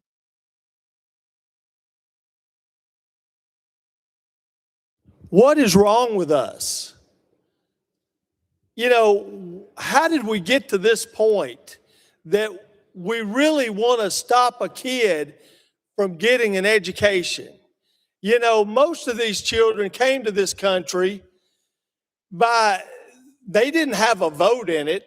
Mom and dad or mom or whoever got them here didn't ask them if they wanted to come, but we're taking an opportunity from that child. I don't know, you know, I've known the sponsor of this legislation a long time, and to be honest, this isn't you, and you should think long and hard about continuing on. And I mean, to take education away from a child, you know what I'm thinking, and I don't have to say it. Leader Lambert. Thank you, Mr. Speaker. To my friend from Davidson County, that's a really good speech. It's just not on the amended bill. So I didn't object or anything because you were rolling, but the amended bill just gets the data. We should never be afraid of data, truth, facts, figures. I mean, how many illegal immigrant children are in our schools? Look, if the prior president had done his job and not had a border that was porous and just illegal immigrants poured in this country, we wouldn't have this problem. Let's identify the scope of the problem. And then we can make decisions based on that. That's what the amended bill does. There should never be a problem with getting facts and figures. And I will say this, there's 8.3 billion people on the planet. There's roughly 340 million in this country. To those that dissent from this particular piece of legislation and do not believe in having legal immigration and support illegal immigration, and I'm not saying that you do, but for those that might, what would the plan be? All 8.3 billion just pour across the border unrestricted and enter our schools and bankrupt the entire nation? We're going into debt pretty far already. And through several administrations, we've rolled up almost 40 trillion in debt in this country. Will we just go ahead and allow open borders and sink the entire country? Or should we have a process where people legally enter into this country? And for those that did not, let's count, let's get the data, and let's have the facts and figures to make a decision. Representative Hakeem, you're recognized.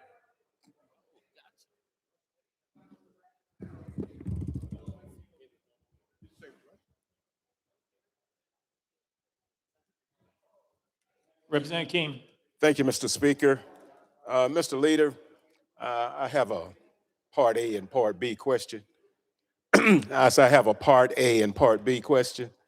The first part of that is that a number of the adults that we may be talking about with children, you know, they are legally in the country, are working people, doing jobs that a lot of Americans now don't want to do. And what I'm asking in Part A is that, is it better to separate these children with no education, we'll say in America, living under the shadow of ICE or something of that nature? Part B, the civil rights laws and conditions of receiving federal education funds federally. I think it's something like $1.2 billion in federal education funds for Tennessee. I think that would be negatively impacted dealing with the federal laws as they are today. Thank you, Mr. Speaker. Leader Lambert. Again, I know everybody came to this floor today geared up for a particular debate on the previous version of the bill. The bill as amended doesn't touch either one of those areas. It just gets the data. Right now, if you go in for school admission, they're going to ask that family for a birth certificate or other information that proves that they're lawfully both a citizen, either born here or a citizen, or they're lawfully, and that they're a resident of that county. If a child lives in a neighboring county from Sumner County, they're going to have to pay tuition to come in. If a child lives in Sumner County, they're a resident in Sumner County. So they're going to ask for that birth certificate and residency right now. They're already asking for that. They're already going to ask for immunization and medical records. It happens when both of my children were enrolled in public school, and they're going to ask for that. They already asked for that information. And then, medical records and the examination. So they're going to go through all that. So it's right now, birth certificate, residency, immunizations, and the proper medical examinations. Usually what that means is vaccinations or other medical examinations that are required to enter into school. So all that's already asked for. This bill just says when you're asking for that, if you don't get the information on whether or not someone is a legal immigrant here, then report that to our Department of Education. Not names and addresses, not specifically any particular one individual, but the raw numbers from each LEA or public charter on how many children are we talking about. Is it 3 or is it 300,000? We don't know right now. That's information I think that we should have before jumping into this debate. And the reason why that fiscal note has a not significant fiscal note, one, because fiscal review does a very good job of evaluating these things, but another, this does not endanger the $1.1 billion of federal funding out of the roughly $9.5 billion if the budget passes as proposed this year that we spend on K through 12 public education, because this just asks for that data. The previous version had a fiscal note that potentially would affect that, which is one of the main reasons why we amended the bill, just to get the data. Representative Hakeem. Thank you, Mr. Speaker. I hear what you're saying, sir, but just looking at history, I have to ask myself, is it just a pretext to getting information that we want so that ICE can come over here and disrupt families who are attempting to live lawfully? Thank you, Mr. Speaker. Leader Lambert. Nope. Representative Salinas. Thank you, Mr. Speaker. Before I was a representative, I was an ESL student, not far from the district that I represent now. So I know exactly what this legislation is set out to do. And don't be fooled by what the sponsor says. Don't believe me, believe him. Believe the words that he has said in committee, to the media, and to everybody, that this bill, regardless of the amendment, is about challenging Plyler versus Doe. That is what this bill is about. Whether it's the amended version, the old version, it doesn't matter which version. This bill is about challenging Plyler versus Doe. March 11th, 2025, K through 12 subcommittee. It was a 5-4 decision in 1982 that decided that schools could not address this issue, and that it went into a cone of silence from that time until now. Leader Lambert. March 26, 2025. This bill will give the local authority that they should have been able to continue to have if Plyler had not been decided by an opinion I find incorrect. Leader Lambert. A Supreme Court decision is just that, a decision. It is binding until it is overturned by a Supreme Court future decision. This decision, Plyler, was ruled improperly, in my humble opinion.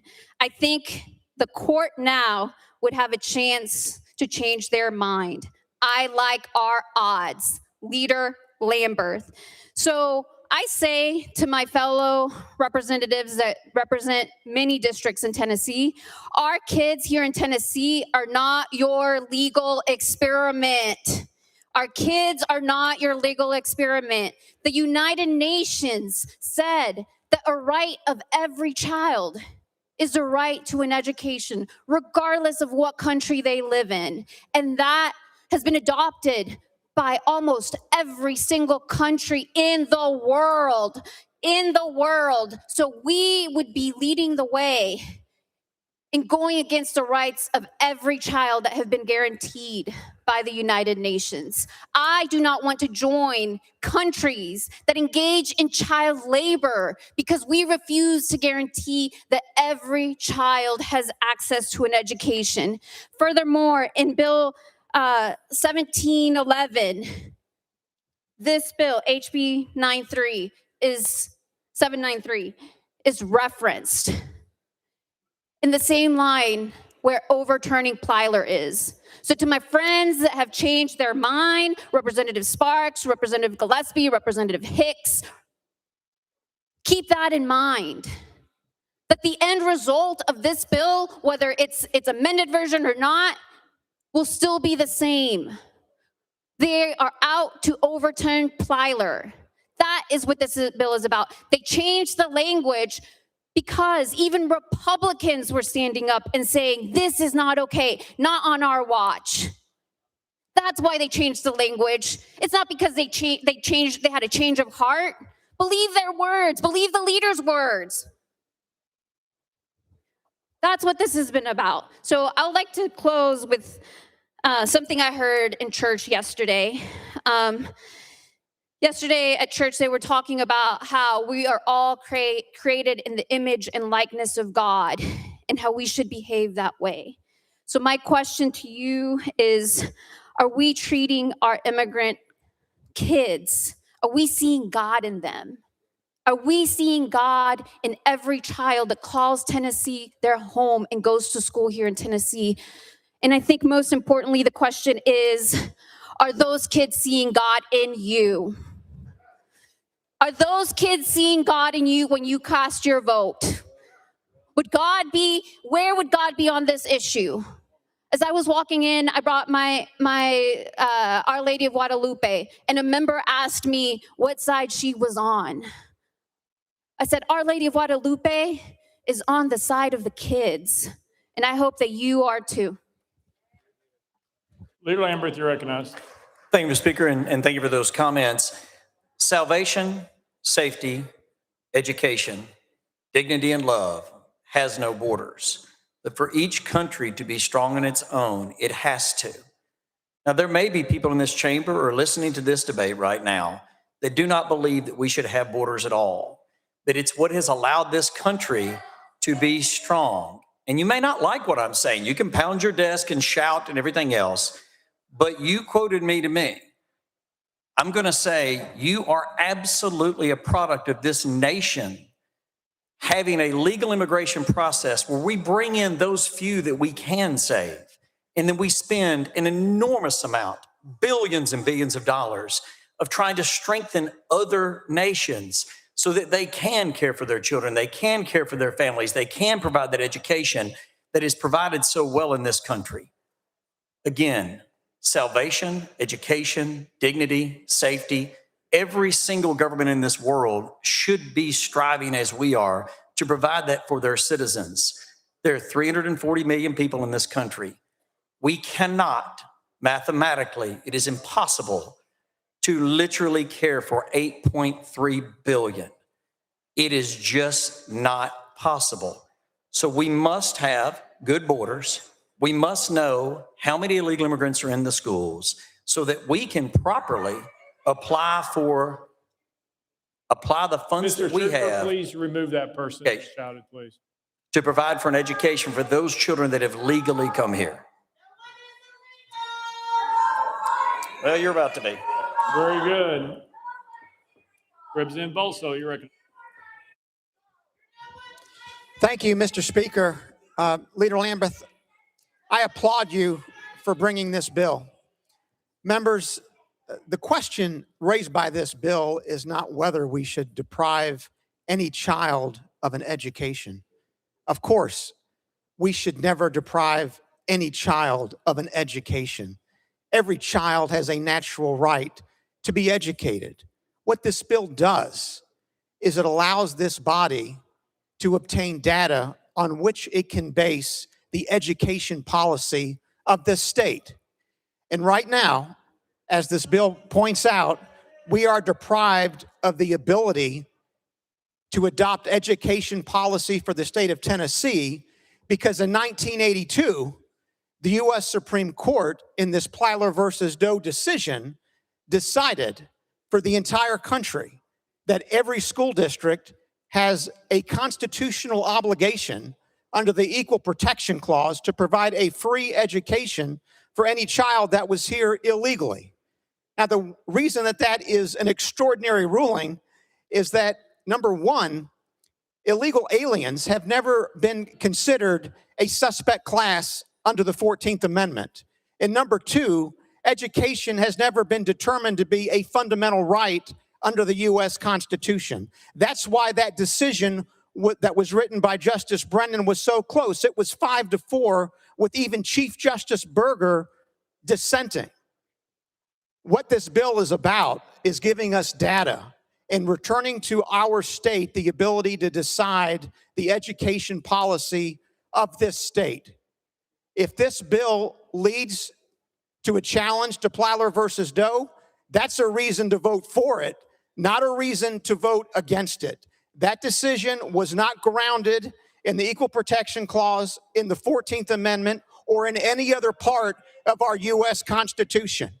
When we adopted that Constitution, we also adopted the 10th Amendment, which states explicitly that the powers not delegated to the United States by the Constitution, nor prohibited by it to the states, are reserved to the states, respectively, or to the people. And what the U.S. Supreme Court did in Plyler was to appoint itself as the legislature for the state of Tennessee. And if Leader Lambert's bill has the result of giving us back the power to adopt education policy in this state so that we can educate children in the manner that is most appropriate to the state, that's a reason to vote for it. Leader Lambert, thank you for bringing this bill. Representative Powell.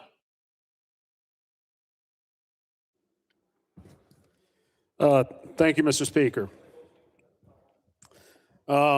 Fundamentally disagree with what the last speaker just said. And sometimes I don't like decisions, but those decisions are made and that becomes the law of the land. I don't know what the 5-4 or 9-0, but that was the standing and that was the ruling. Question for the leader. Does your bill as amended impact enrollment? Does your bill as amended impact enrollment? Leader Lambert. No, it would provide data as to enrollment. It would say how many students are in public schools or public charters. And again, that's nearing about 1 million right now. And then how many of those did not provide this documentation? Representative Powell. Okay. Can you confirm that the bill doesn't give schools the option to deny students enrollment to children based on their immigration status? Leader Lambert. Yes, I can confirm that the language of the amendment does not allow schools not to enroll those students. It allows them to enroll those students just as they would do right now and simply send the data to us as to how many of those students did not provide this type of documentation upon enrollment. Representative Powell. Okay, well, I appreciate that answer. I hope that we see this bill not get amended to change what you're speaking to right now. Because my concern, well, I'm against the bill, but I have concerns that this could be amended and the Senate would come back to us in a different form. So hopefully you will not be amending the bill any further than it's already been amended. So I have a couple things. One is I'm very proud to represent a very diverse district with students who come from all over the world, quite frankly. Immigration is a key fundamental part of the American way. We know that this bill is about getting data so that ICE can target communities in a very selective way. And we also know that ICE, they don't even care about the immigration process, because right now we know that they are deporting people who are in the process of legally obtaining their immigration status. So this bill, even as it's amended, we know is going to put a target on certain communities' backs. It's going to make students, before they even enrolled in the school, have to give their immigration status. So, you know, I did a little research on this myself, and I asked my kids. I said, do you know the immigration status of your peers, your classmates? And they said, I don't know, I don't care. I asked my teachers of my kids. I said, do you know the immigration status of your students? And they said, I don't know, I don't care. I asked the principals. I said, do you care or know the immigration status of your kids? And they said, I don't know, I don't care. I asked my friends, the friends of my kids, did they know the immigration status of their peers? And they said the same thing, I don't know, I don't care. What they care about is making sure that all students have a right to an education in our city, in our state, in our country. It makes us a better community, it makes us a better city, and it makes us a better state when everyone has access to education. And so other speakers made it clear what this bill is really about. It's about challenging a law that has already been decided and is already on the books. It's about challenging a longstanding immigration system and process that we have had in the United States for a long time. We should all value education. That is something we should all know, we should all care about. And I hope my colleagues will join me in opposing this bill because it's dangerous. It's dangerous to the students in our. Leader Lambert. Thank you, Mr. Speaker. Again, it is amazing to me how many folks are saying right now on the floor from one particular caucus that they are against getting data to be able to make a decision on how to allocate our resources in this state so that every single child gets a great education in the state of Tennessee. We should never, ever be afraid of data, numbers, facts, figures. And the state of Tennessee should be able to make a decision through all of you as the voices of your district on how to leverage the resources that we spend. Again, approximately $9.5 billion in the proposed budget this year for K through 12 public education. Representative Zachary. Thank you, Mr. Speaker. Move previous question. Previous question been called. Is there objection? There's objection. We're on the board. All those in favor of previous question vote aye when the bell rings. Those opposed vote no. Has every member voted? Does any member wish to change their vote?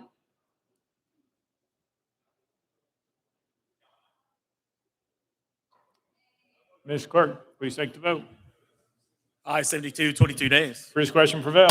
We are voting. All those in favor of Senate Bill 836 as amended vote aye when the bell rings. Those opposed vote no. Has every member voted? Does any member wish to change their vote? Ms. Clerk, please take the vote. Aye, 70, 25 days. Senate Bill 836, having received the constitutional majority, I hereby declare it passed without objection. The motion for consideration is tabled. Call the next bill, Mr. Clerk. House Bill 1704 by Leader Lamberth and others relative to immigration. Leader Lamberth, you're recognized. Thank you, Mr. Speaker. Move passage of House Bill 1704 on third and final consideration. Leader Lamberth moves passage. Probably seconded. Mr. Clerk, call the first amendment. House Judiciary Committee Amendment Number 1. Chairman Farmer, you're recognized. Thank you, Mr. Speaker. Move to adopt. Chairman Farmer moves adoption of committee amendment number 1, probably seconded. Any discussion on the amendment? Seeing none, all those in favor of committee amendment number 1 say aye. Aye. All those opposed say no. The ayes have it. You adopt the next amendment, Mr. Clerk. Mr. Speaker, no further amendments. Leader Lamberth, you're recognized. Thank you, Mr. Speaker. Well, if it isn't obvious by now, I stand strongly against illegal immigration, as we all should. A legal immigration process allows a country to strengthen itself through the immigrants that are coming into that country and making the whole stronger than the sum of its parts.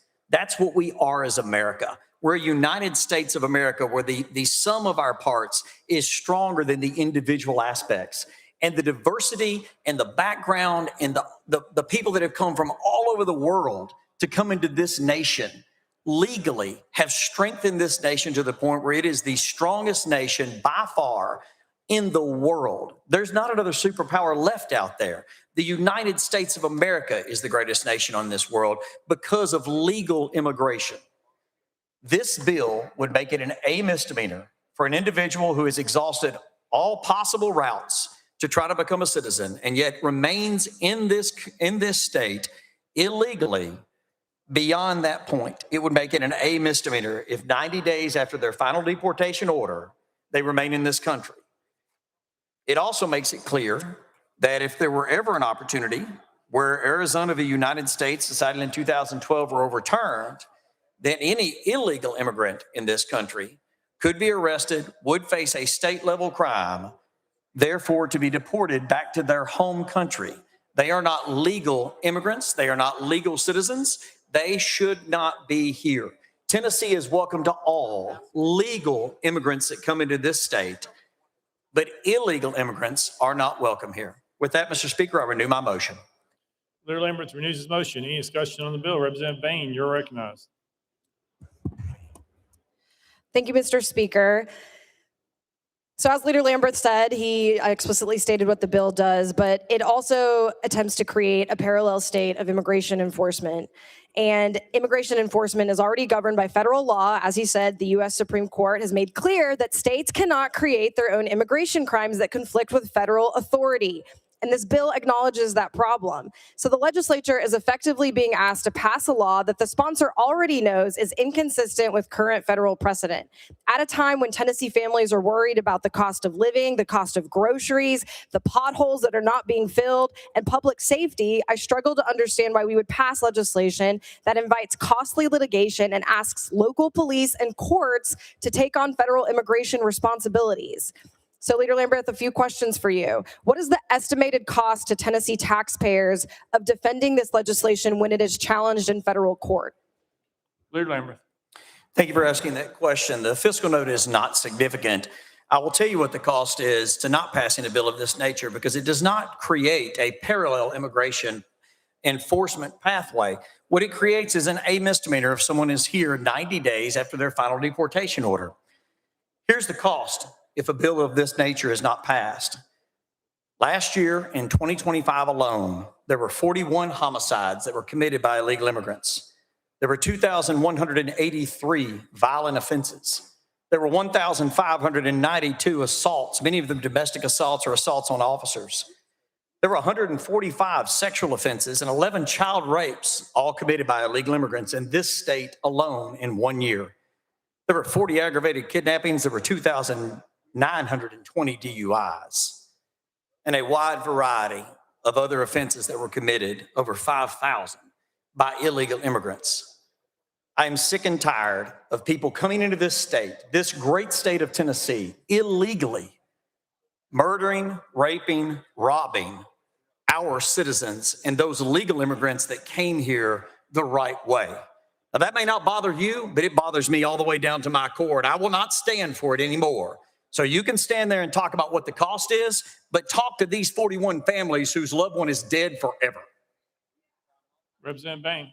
What bothers me is that instead of addressing our infrastructure backlog, instead of ending the grocery tax, instead of fully funding our public schools, fully paying our teachers, you all are on weekly calls with Stephen Miller, who's endorsing an agenda, an immigration agenda that does not deliver for Tennesseans. This is insanity. Everyone knows that we don't have there's no fiscal responsibility in this room because of our budget woes, the constraints, and instead of addressing the rising living costs for our constituents, we're up here debating xenophobia on the House floor. And I just want to flag, history reminds us to be cautious when we're building systems that classify and criminalize people based on the legal status rather than conduct. In 1933, the Nazi regime, did not begin with mass persecution. It began with bureaucratic systems that are identified, registered, and categorized people by status and origin. Schools, which we just heard about, local officials and police were asked to enforce those classifications. And over time, those administrative tools became the foundation for exclusion and discrimination for entire groups of people. History teaches us that when governments create systems that allow states to criminalize people based on identity or status rather than actions, we should pause and think carefully about where that path can lead. And that is my ask to you all today. I know it's an election year, but please, I take my role in this body seriously to provide for my constituents. And I know you all, this is a smoke and mirror shows and it's impacting people's lives. I ask you to vote no on this bill. Thank you. Leader Lambert. I wonder if a year ago, had we passed a bill of this nature, how many of these 41 people would be alive? How many of these 145 people would not have been sexually assaulted? How many of these 11 children would not have been raped by an illegal immigrant? Had we had a bill like this on the books that created an A misdemeanor so that that individual could be held in a jail and the federal government could be notified that an illegal immigrant is present here in this state 90 days after the deportation order, how many of those people would still be alive? How many of these violent offenses would not have occurred? At some point, we have to get past the rhetoric and to the truth of the matter. There are violent people that have violated the laws of the federal government and of this United States to come to this country. And I'm old enough to remember 9/11. I'm old enough to remember what some of those people did to the Twin Towers. And that may be ancient history at this point, but not every single person that comes to this country is a good person that wants to buy into what the United States of America is.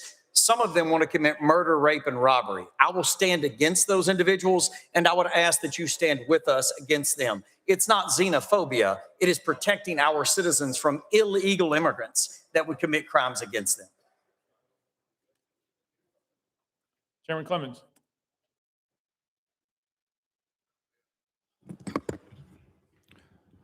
Thank you, Mr. Speaker. I'm going to put on pause a second what I was going to rise to say, just to, while we're on this roll of hypotheticals, we have to ask ourselves how many people might be alive if we actually required people to be trained to carry a handgun. How many women would still be alive who were pregnant if we had access to health care in the state of Tennessee? How many children would be alive if we had hunger addressed in our communities? We can sit here and hypothetical this all day long, but you're targeting a very specific population for very inappropriate reasons, creating a parallel system of justice. The problem I have with this is we have a broken immigration system. I think one thing we can all agree on is that this federal government's immigration system, which it is a federal issue, is broken.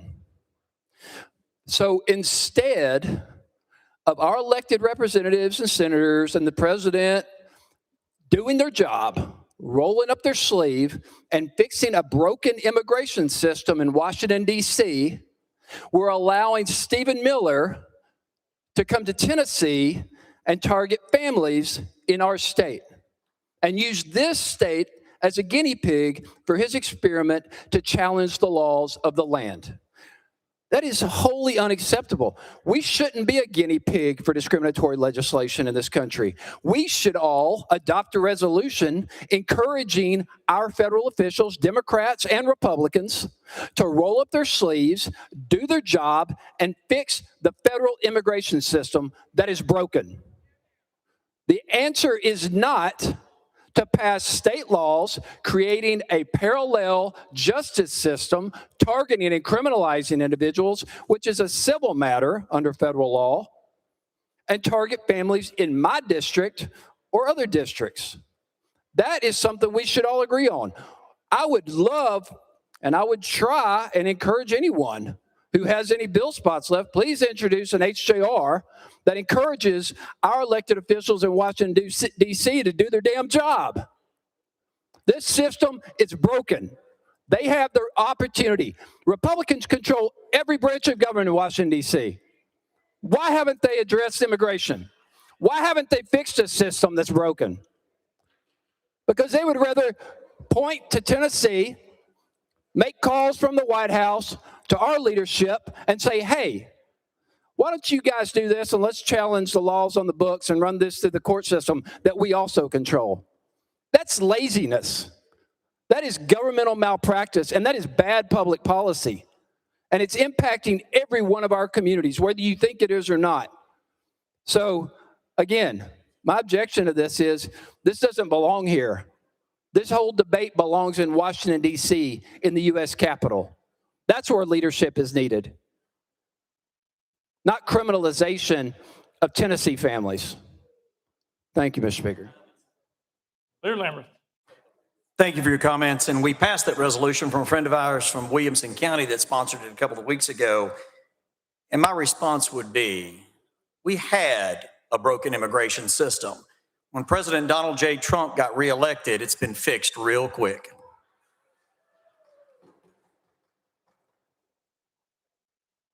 Chairman Clemens.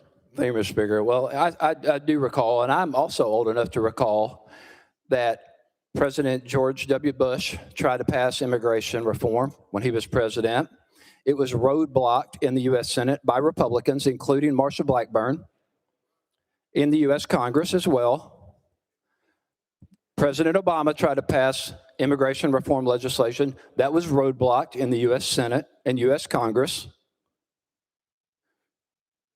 President Donald Trump promised to build a wall. He failed. That didn't work. He broke that promise. President Joe Biden actually tried to introduce immigration reform, and the majority leader of the U.S. Senate said, we're not going to pass it before the upcoming election, and refused to support the plan that is currently being proposed right before an election. And now here we are today debating this nonsense on the House floor because the U.S. federal government refused to do its job. Bipartisanship on this is necessary. Fixing a broken illegal immigration system is necessary. Criminalization of Tennessee families is not. Leader Lambert. Representative McCalman.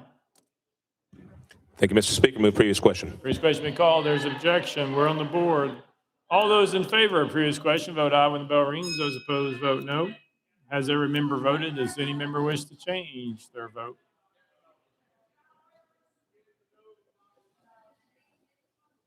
Carringer, aye. Ms. Clerk takes the vote. Aye 73, 22 nays. Previous question prevails. We're voting all those in favor of House Bill 1704 as amended. Vote aye when the bell rings. Those opposed, vote no. Has every member voted? Does any member wish to change their vote? Ms. Clerk, please take the vote. Aye 73, 22 nays. House Bill 1704, having received the constitutional majority, I hereby declare passed without objection. The motion reconsider is tabled. Call up next bill, Mr. Clerk. House Bill 2531, relative to grants, Mr. Consent bills on the desk. Representative Cochran, you're recognized. Thank you, Mr. Speaker. I move to substitute and conform to SB 1865. Representative Cochran moves to substitute and conform Senate Bill 1865, probably seconded without objection. So ordered. Representative Cochran. Thank you, Mr. Speaker. I move passage of SB 1865 on third and final consideration. Representative Cochran moves passage of Senate Bill 1865 on third and final consideration, probably seconded. Ms. Clerk, call First Amendment. House Government Operations Committee Amendment Number 1. Chairman Lafferty, you're recognized. Thank you, Mr. Speaker. This amendment makes the bill, and I defer to the sponsor for further explanation. Move to Chairman adopt. Lafferty moves adoption of Committee Amendment Number 1, probably seconded. Any discussion on amendment? Seeing none, please remove her, Trooper. All those in favor of adopting Committee Amendment Number 1 say aye. Aye. All those opposed say no. The ayes have it. Adopted. Next amendment, Mr. Clerk. Mr. Speaker, no further amendments. Representative Cochran, you're recognized. Thank you, Mr. Speaker. Members, since 2019, we've been awarding grants to local fire departments and rescue squads. Rescue squads have not been specifically mentioned in code. This is just cleaning that up. We're just codifying basically what we're already doing. With that, I renew my motion. Representative Cochran renews his motion. Any discussion on the bill? Seeing none, any objection to the question? Seeing none, we're voting. All those in favor of Senate Bill 1865 as amended, vote aye when the bell rings. Those opposed, vote no. As every member voted, does any member wish to change their vote? Let the journal reflect Representative Keesling's excuse. Ms. Clerk, please take the vote. Ayes 94, no nays. Senate Bill 1865 having received a constitutional majority, I hereby declare passed without objection. The motion reconsider is tabled. Call the next bill, Mr. Clerk. House Bill 2546 by Chairman Vaughn and others relative to Tennessee Sports Hall of Fame Act of 2019. Mr. Speaker, Senate bills on the desk. Chairman Vaughn, you're recognized. Thank you, Mr. Speaker. I move to substitute and conform to Senate Bill 1886. Chairman Vaughn moves to substitute and form Senate Bill 1886. Probably seconded without objection. So ordered. Chairman Vaughn. Thank you, Mr. Speaker. I move passage of SB 1886 on third and final consideration. Chairman Vaughn moves passage of Senate Bill 1866 on third and final consideration. Probably seconded. Mr. Clerk, call First Amendment. House State and Local Government Committee Amendment Number 1. Chairman Crawford, you're recognized. Thank you, Mr. Speaker. Amendment number 1 requires Tennessee Sports Hall of Fame Board elections every 2 years rather than yearly. Move to adopt. Chairman Crawford moves adoption of Committee Amendment Number 1. Probably seconded. Any discussion on the amendment? Seeing none. All those in favor of adopting Committee Amendment Number 1 say aye. Aye. All those opposed say no. The ayes have it. You adopted. Next amendment, Mr. Clerk. Mr. Speaker, no further amendments. Chairman Vaughn, you're recognized. Thank you, Mr. Speaker. This bill clarifies the board's role in directing the mission of the Hall of Fame Museum, including strategic direction and oversight of the financial stability of the board. And with that, sir, I renew my motion. Chairman Vaughn renews his motion. Any discussion on the bill? Representative Mitchell. Yeah, thank you, Mr. Speaker. Sponsor, I was just wondering how many members of the Tennessee Sports Hall of Fame are from the District of Champions? 0. Chairman Vaughn, you're recognized. Thank you, Mr. Speaker. Not nearly enough. Any further discussion? Seeing none. Any objection to the question? Seeing none. All those in favor of Senate Bill 1886 as amended, vote aye when the bell rings. Those opposed, vote no. As every member voted, does any member wish to change their vote? Mr. Clerk, please take the vote. Ayes 88, 6 nays. Senate Bill 1886 having received a constitutional majority, I hereby declare passed without objection. Most reconsider is tabled. Next bill, Mr. Clerk. House Bill 1942 by Leader Love relative to 2021 Precious Cargo Act. Mr. Speaker, Senate bills on the desk. Representative Love, you're recognized. Thank you, Mr. Speaker. I move to substitute and conform to Senate Bill 1635. Representative Love moves substitute and form Senate Bill 1635 without objection. So ordered. Representative Love. Thank you, Mr. Speaker. I move passage of Senate Bill 1635 on third and final consideration. Representative Love moves passage of Senate Bill 1635 on third and final consideration. Probably second. Mr. Clerk, call First Amendment. Mr. Speaker, no amendments filed. Representative Love, you're recognized. Thank you, Mr. Speaker. Members, this piece of legislation updates the Precious Cargo Act and will allow persons who have difficulty communicating to have their license plate updated so that when law enforcement pulls them over, they can identify the person's slow response is not because they're refusing to respond, but because they may have a speech impediment, they may have a stammer or a stutter or some other condition that does not allow them to respond in the fast manner that law enforcement want them to. And with that, I renew my motion. Representative Love renews his motion. Any discussion on the bill? Seeing none, any objection to the question? Seeing none, we're voting. All those in favor of Senate Bill 1635, vote aye when the bell rings. Those opposed, vote no. As every member voted, does any member wish to change their vote?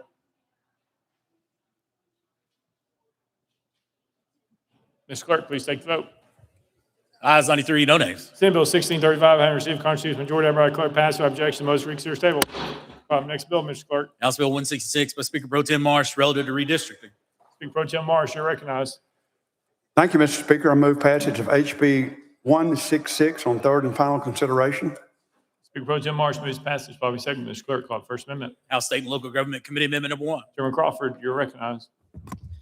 Thank you, Mr. Speaker. Defer to the sponsor for explanation. Move to adopt. Chairman Crawford moves adoption of Committee Amendment Number 1. Probably second. Any discussion on the amendment? Seeing none. All those in favor of Committee Amendment Number 1 say aye. Aye. All those opposed say no. The ayes have it. Adopted. Next amendment, Mr. Clerk. Mr. Speaker, no further amendments. Speaker Pro Tem Marsh, you're recognized. Thank you, Mr. Speaker. The intent of this legislation is to recognize the legislative districts in Shelby County extended to the current county boundary line between Shelby and Fayette counties affecting Congressional District 8, Senate District 31 south of Interstate 40, Senate District 32 north of Interstate 40, and House District 99.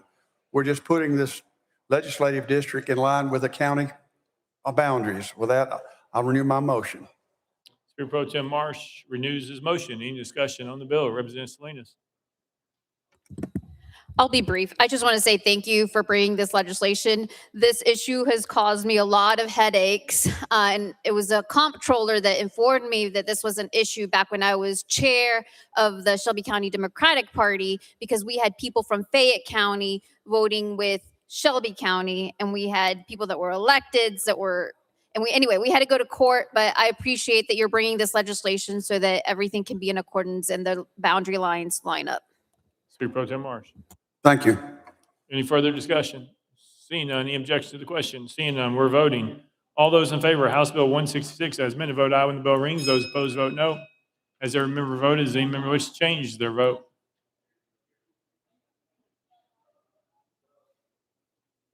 Mr. Clerk, please take the vote. Ayes 93, no nays. House Bill 166, having received a constitutional majority, I hereby declare passed without objection. Most reconsider is tabled.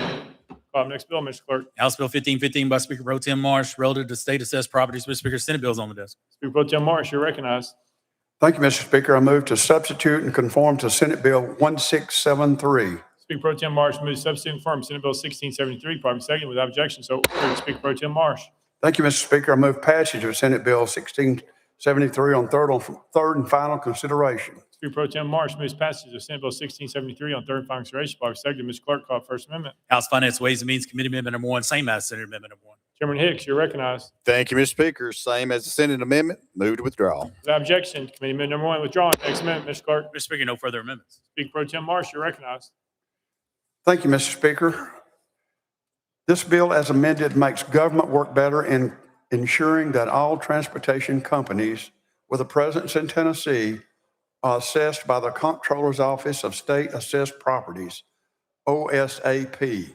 OSAP assesses 18 types of public utilities and transportation companies with a presence in the state of Tennessee, including airlines, motor carriers, railroads, wireless management folks, and others. This bill, as amended, adds surface passenger transit companies to the list of OSAP assessed entities, ensuring uniform taxation across similarly situated companies operating in Tennessee. And with this bill, the Comptroller's Office assesses this surface passenger transit companies with all funds going to Metro Nashville. With that, I renew my motion. Speaker Pro Tem Marsh renews his motion. Any discussion on the bill? Seeing none, any objection to the question? Seeing none, all those in favor of Senate Bill 1673, vote aye when the bell rings. Those opposed, vote no. As every member voted, does any member wish to change their vote?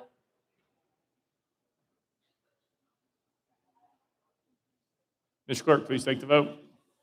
Ayes 93, no nays, 1 present, not voting. Senate Bill 1673, having received a constitutional majority, I hereby declare passed without objection. Most reconsider is tabled. Call the next bill, Mr. Clerk. House Bill 2044 by Speaker Pro Tem Marsh, relative to certified medical assistance. Speaker Pro Tem Marsh, you're recognized. Thank you, Mr. Speaker. I move passage of HB 2044 on third and final consideration. Speaker Pro Tem Marsh moves passage. Probably seconded. Mr. Clerk, call First Amendment. House Health Committee Amendment number 1. Chairman Terry, you're recognized. Thank you, Mr. Speaker. Move to adopt. Chairman Terry moves adoption. Committee Amendment number 1, probably seconded. Any discussion on amendment? Seeing none, all those in favor of Committee Amendment number 1 say aye. Aye. All those opposed say no. The ayes have it. You adopt. Next amendment, Mr. Clerk. Mr. Speaker, no further amendments. Speaker Pro Tem Marsh, you're recognized. Thank you, Mr. Chairman. Mr. Speaker, HB 2044 is a simple, necessary cleanup bill that brings last year's medical assistance legislation fully in line with real clinical practice. First, it corrects an oversight by adding physician's assistants as authorized providers who may delegate tasks to certified medical assistants, something they already do in outpatient settings, but were accidentally left out of the statute. It's an update. It updates the inclusion and exclusion list so clinics know exactly what medication amounts and what they can and cannot do. It also clarifies that clinics are responsible for training and verifying competency of medical assistants, ensuring safety without adding new regulation burdens. Finally, the bill modernizes medication rules by allowing medical assistants to work with both single-dose, and multi-dose medications so long as the provider orders do a specified dose. With that, I'll renew my motion. Speaker Pro Tem Marsh renews his motion. Any discussion on the bill? Seeing none, any objection to the question? Seeing none, we're voting. All those in favor of House Bill 2044 as amended, vote aye when the bell rings. Those opposed, vote no. As there are member voters who wish to change their vote.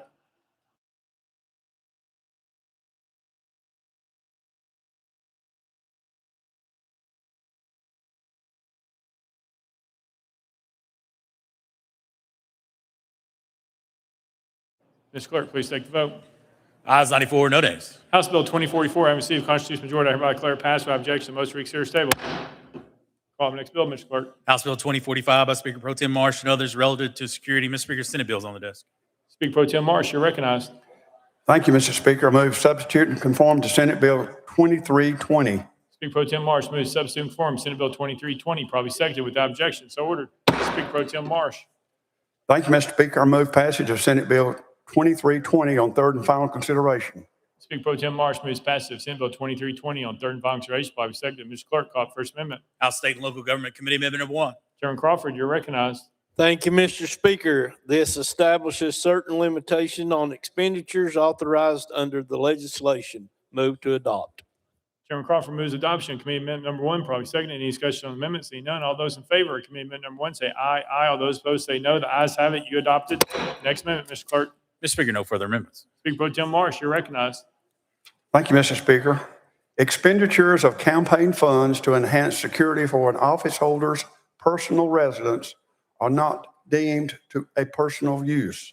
Expenditures are authorized by this subdivision are limited to home security consultation, home security equipment, home security monitoring services, and the use of a security guard at an office holder's personal residence. Expenditures must not exceed $12,000 per calendar year. For the purpose of this subdivision, home security equipment means security software, entryway sensors, motion sensors, base stations, control panels, security cameras, video doorbells, floodlights, key fobs, panic buttons, glass break sensors, smoke and fire detectors, and security doors. With that, I'll renew my motion. Speaker Pro Tem Marsh renews his motion. Any discussion on the bill? Representative Parkinson, you're recognized. Thank you, Mr. Speaker. And Speaker Pro Tem Marsh, thank you for bringing the legislation. Now, you mentioned security doors, but you didn't mention security fences. Is that deemed okay to put up fencing around your property under this legislation for security purposes? Speaker Pro Tem Marsh. Thank you, Mr. Speaker. Fences are not included in this potential bill. We need to do that next year if we see we need it. Representative Parkinson. Thank you, Mr. Speaker. And I may be out of order, but where's the bill in the Senate?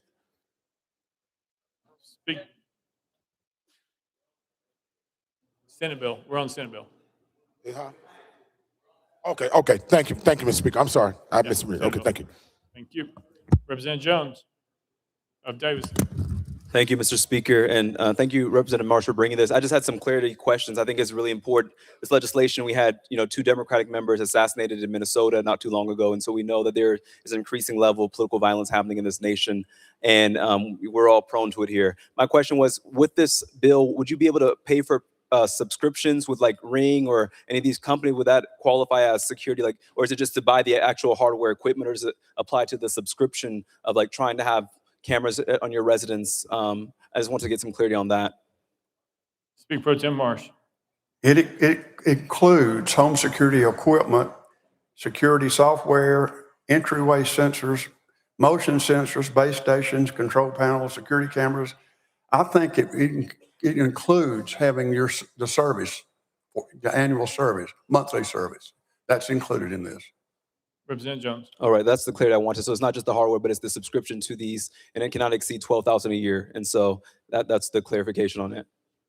All right, thank you. Speaker Pro Tem Marsh. Got it. Perfect. Any further discussion? Any objection to the question? Representative Parkinson, what's the need? I'm just going to ask the sponsor, Mr. Sponsor, this bill is obviously going to pass. How do you feel about rolling it a week so we can get an amendment to put fences in there? I think that's going to be important for a lot of members. Speaker Pro Tem Marsh. I see. I saw the leader. Okay. Okay. All right. Okay. Any objection to the question? Seeing none, we're on the board. All those in favor of Senate Bill 2320 as amended, vote aye when the bell rings. Those opposed, vote no. Has every member voted? Does any member wish to change their vote?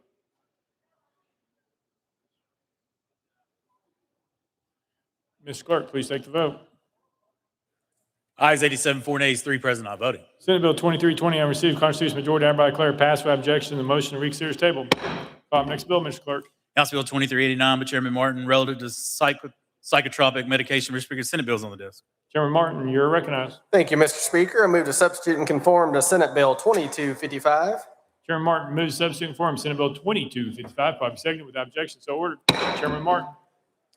Thank you, Mr. Speaker. I move passage of Senate Bill 2255 on third and final consideration. Chairman Martin moves passage of Senate Bill 2255 on third and final consideration. Probably seconded. Mr. Clerk, call the First Amendment. House Insurance Committee Amendment number 1, same as Senate Amendment number 1. Chairman Kumar, you're recognized.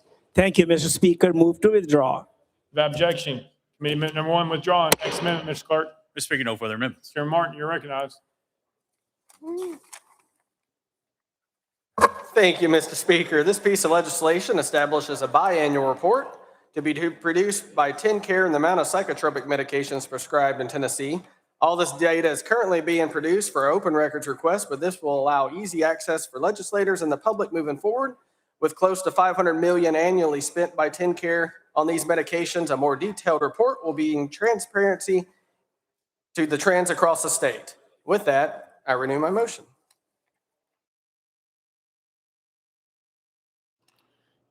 Chairman Martin renews his motion. Any discussion on the bill? Seeing none, any objection to the question? Seeing none. All those in favor of Senate Bill 2255 vote aye when the bell rings.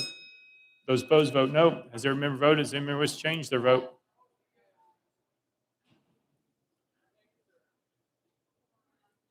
Mr. Clerk, please take the vote. Ayes 75, 16 nays, 1 present, not voting. Senate Bill 2255 having received a constitutional majority, hereby declare passed without objection. The motion to reconsider is tabled. Next bill, Mr. Clerk. House Bill 1665 by Representative Mayberry, relative to protection of minors in healthcare settings. Representative Mayberry, you're recognized. Thank you, Mr. Speaker. I move passage of House Bill 1665 on third and final consideration. Representative Mayberry moves passage. Following second, Mr. Clerk, call First Amendment. House Health Committee Amendment number 1. Chairman Terry, you're recognized. Thank you, Mr. Speaker. Move to adopt. Chairman Terry moves adoption of Committee Amendment number 1. Probably seconded. Any discussion on the amendment? Seeing none. All those in favor of Committee Amendment number 1 say aye. Aye. All those opposed say no. The ayes have it. You adopted. Next amendment, Mr. Clerk. Mr. Speaker, no further amendments. Representative Mayberry, you're recognized. Thank you, Mr. Speaker. This bill ensures that parents are informed and involved before sensitive gender-related questions are asked to other minor children in healthcare settings. It also prevents insurance companies and managed care organizations from driving these conversations through questionnaires. I renew my motion. Representative Mayberry renews the motion. Any discussion on the bill? Representative Pearson. Thank you, Speaker. And I don't like this kind of legislation. Again, I think it is finding ways to target, to hurt, to harm people who are a part of the LGBTQIA2S+ community. It's unnecessary. And we have so many issues that we need to be prioritizing in our state. We've got a $6 billion hole in the budget, $5 billion because of the big ugly bill that passed out of Washington, D.C. We've got hundreds of thousands of our constituents who are living underneath the poverty line. We have some significant and severe issues that need addressing. And again, it's like rinse and repeat in the stupidest way that we attack immigrants, we attack queer people, we attack women. And I've been here 3 years and we've done the exact same thing every single year. And like at some point, don't you just get sick of it? Like, can't we spend time, energy, actually improving the quality of people's lives rather than attacking or targeting folks? The reality is gender dysphoria is real. It's a medical term.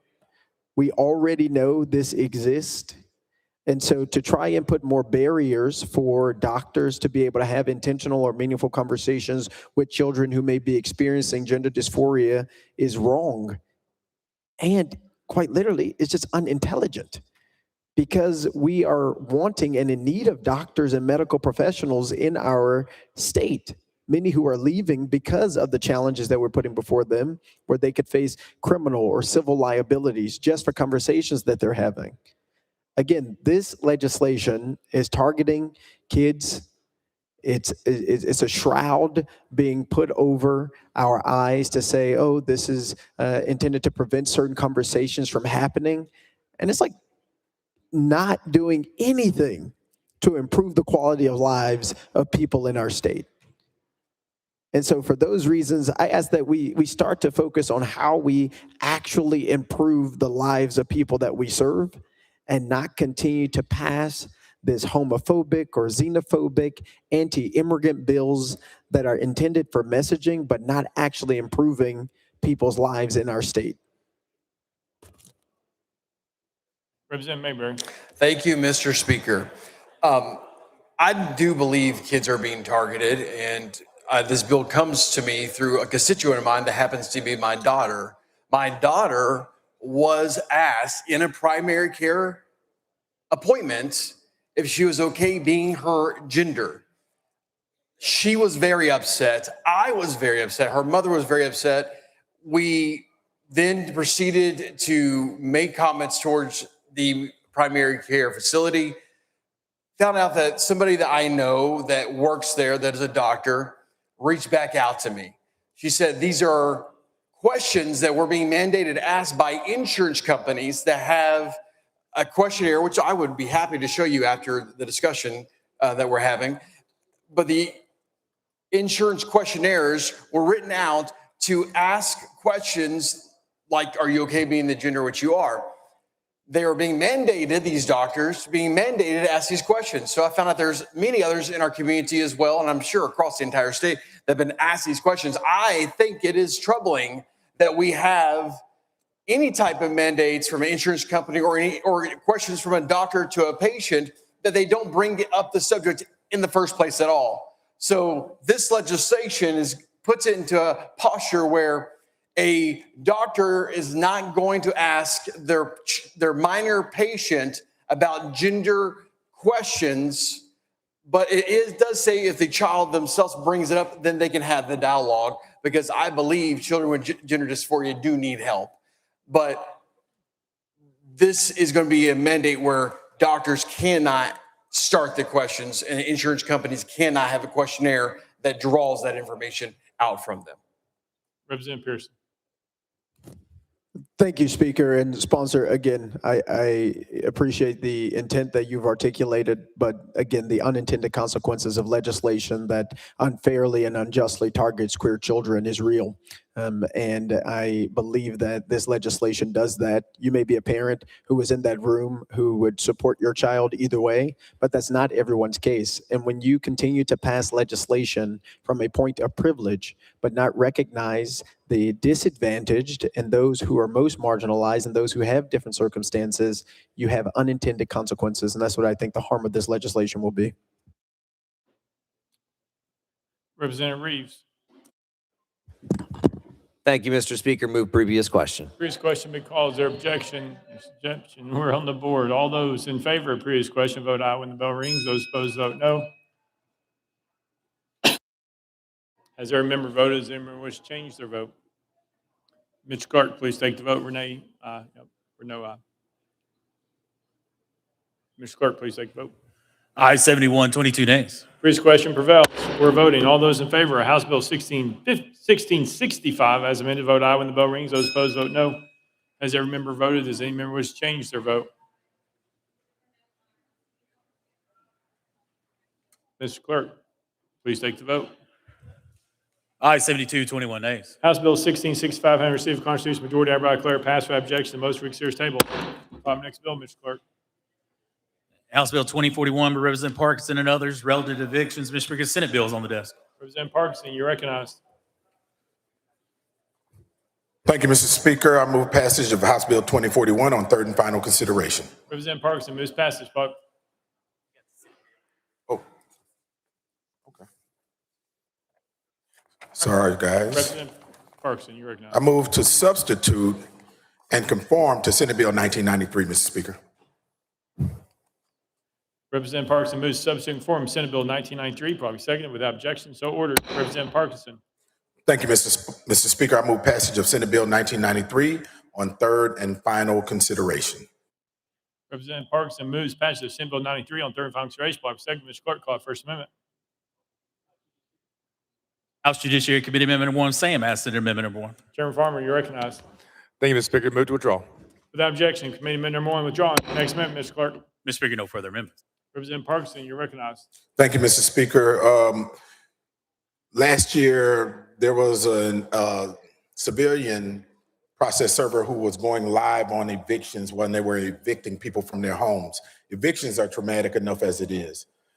These evictions were broadcast live on social media to hundreds of thousands, if not millions of views.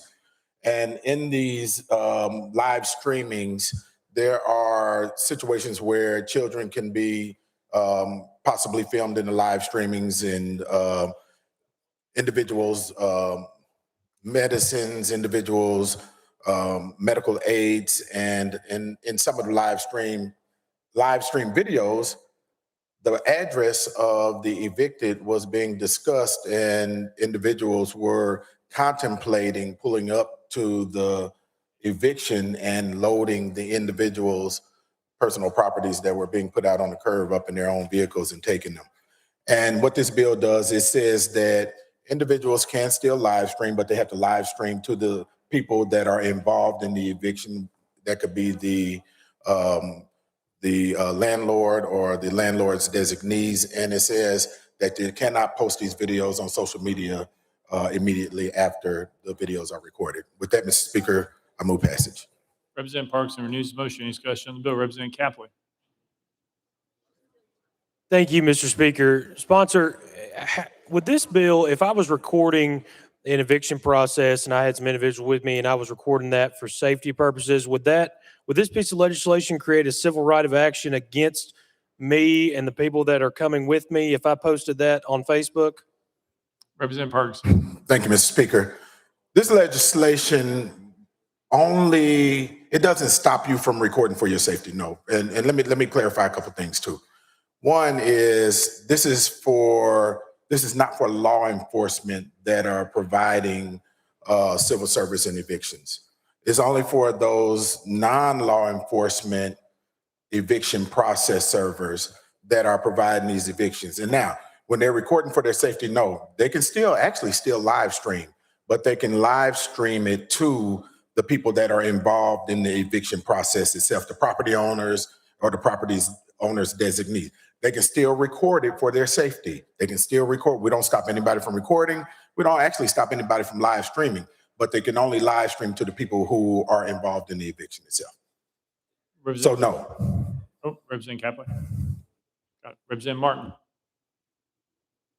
Thank you, Representative Parkinson. Let me ask you, would this apply to tow trucks and someone towing a car? And if not, why not? Representative Parkinson. Thank you, Mr. Speaker. No, we haven't had that problem with tow trucks for it to be brought to my attention. No, sir. Representative Martin. So in other words, this is in reaction to circumstances that are happening in your community. Representative Parkinson. Thank you, Mr. Speaker. Yes, sir. We had a civilian process server who does put outs. They put the people's stuff on the curb, and they would go live on social media, and it's for entertainment purposes. And keep in mind, as they were going live on while doing these evictions, hundreds of thousands of people will be watching this live video, commenting, so on and so forth, this, that, and other. It became an entertainment spectacle. And so the first one that I saw, I watched two of them. The first one that I saw, the lady that was being evicted clearly had a mental health issue and was in crisis at the moment, what appeared to be a mental health crisis at the moment. But they continued to film, and some of the workers continued to antagonize the individual that was being evicted, and so on and so forth. The second one was even more egregious. The second one, and many people remember this, there was an 84-year-old lady that lived in the home alone, and she was being evicted, and it was being live streamed. And you can see her pleading her case in regards to the eviction. And come to find out, the eviction was actually erroneous. And all of her furniture was outside in her front yard and some of it on the curb. And 8 Shelby County Sheriff's deputies came to that lady's aid and helped her move her furniture back into her home and put it back because there was no one there to help. Once they put the furniture out, they left. Once they found out it was erroneous, they never came back. But they live streamed the senior citizen being evicted from their home. Same thing. You can see her pleading her case. And keep in mind, here's something else to think about. When they were live streaming on social media to these millions of views, they're receiving checks from the social media companies for the likes, the shares, the comments, and so on and so forth. You know, I say again, eviction is traumatic enough and it should not be turned into an entertainment spectacle. I hope I answered your question, Representative. Representative Martin. All right. Representative Doggett. Thank you, Mr. Speaker. I know that there have been a lot of questions about your bill, and I don't have a problem with your bill. But what I do have a problem is that looks like the same exact tie that I donated to Ties Returns.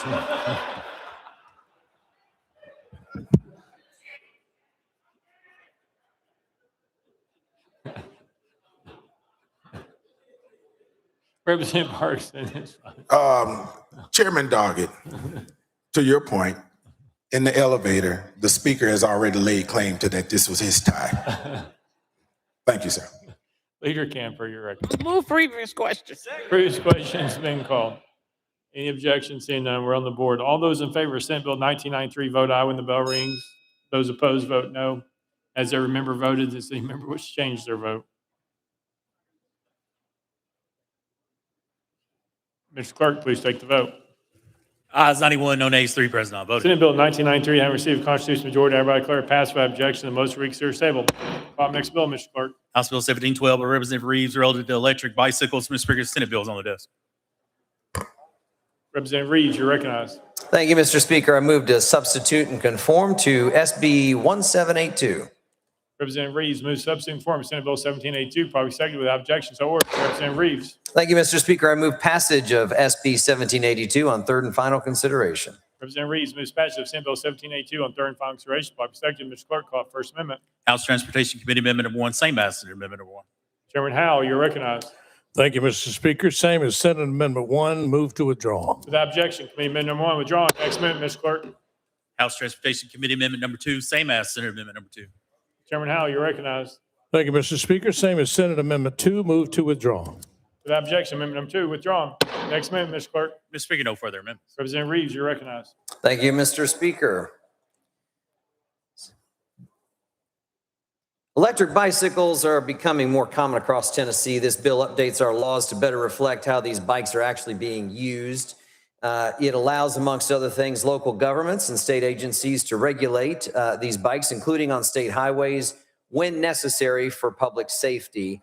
And for the faster Class 3 bikes, the legislation raises the operating age from 14 to 16 to better match the higher speeds.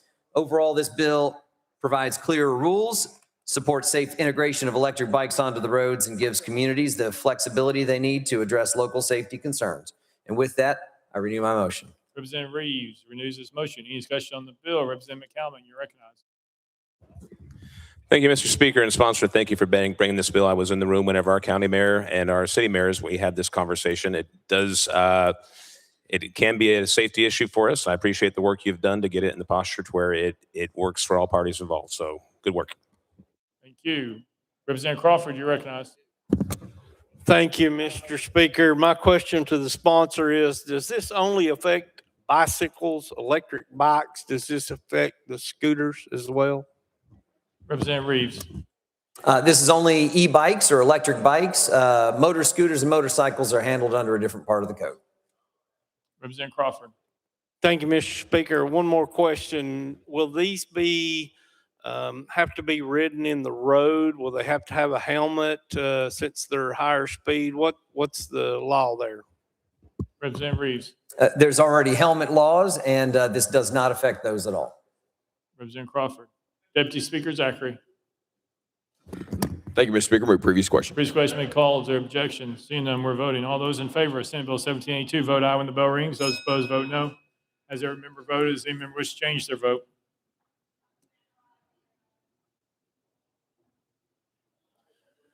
Mr. Clerk, please take the vote. Aye, 72, 21 nays, one present, not voting. Senate Bill 1782, having received a constitutional majority, I hereby declare passed without objection. The motion to reconsider is tabled. Next bill, Mr. Clerk. House Bill 1705 by Chairman Rudd and others relative to employment. Chairman Rudd, you're recognized. Thank you, Mr. Speaker. I move the passage of HB 1705 on third and final consideration. Chairman Rudd moves passage by consecutive. Mr. Clerk, any amendments been filed? Mr. Speaker, no amendments filed. Chairman Rudd, you're recognized. Thank you, Mr. Speaker.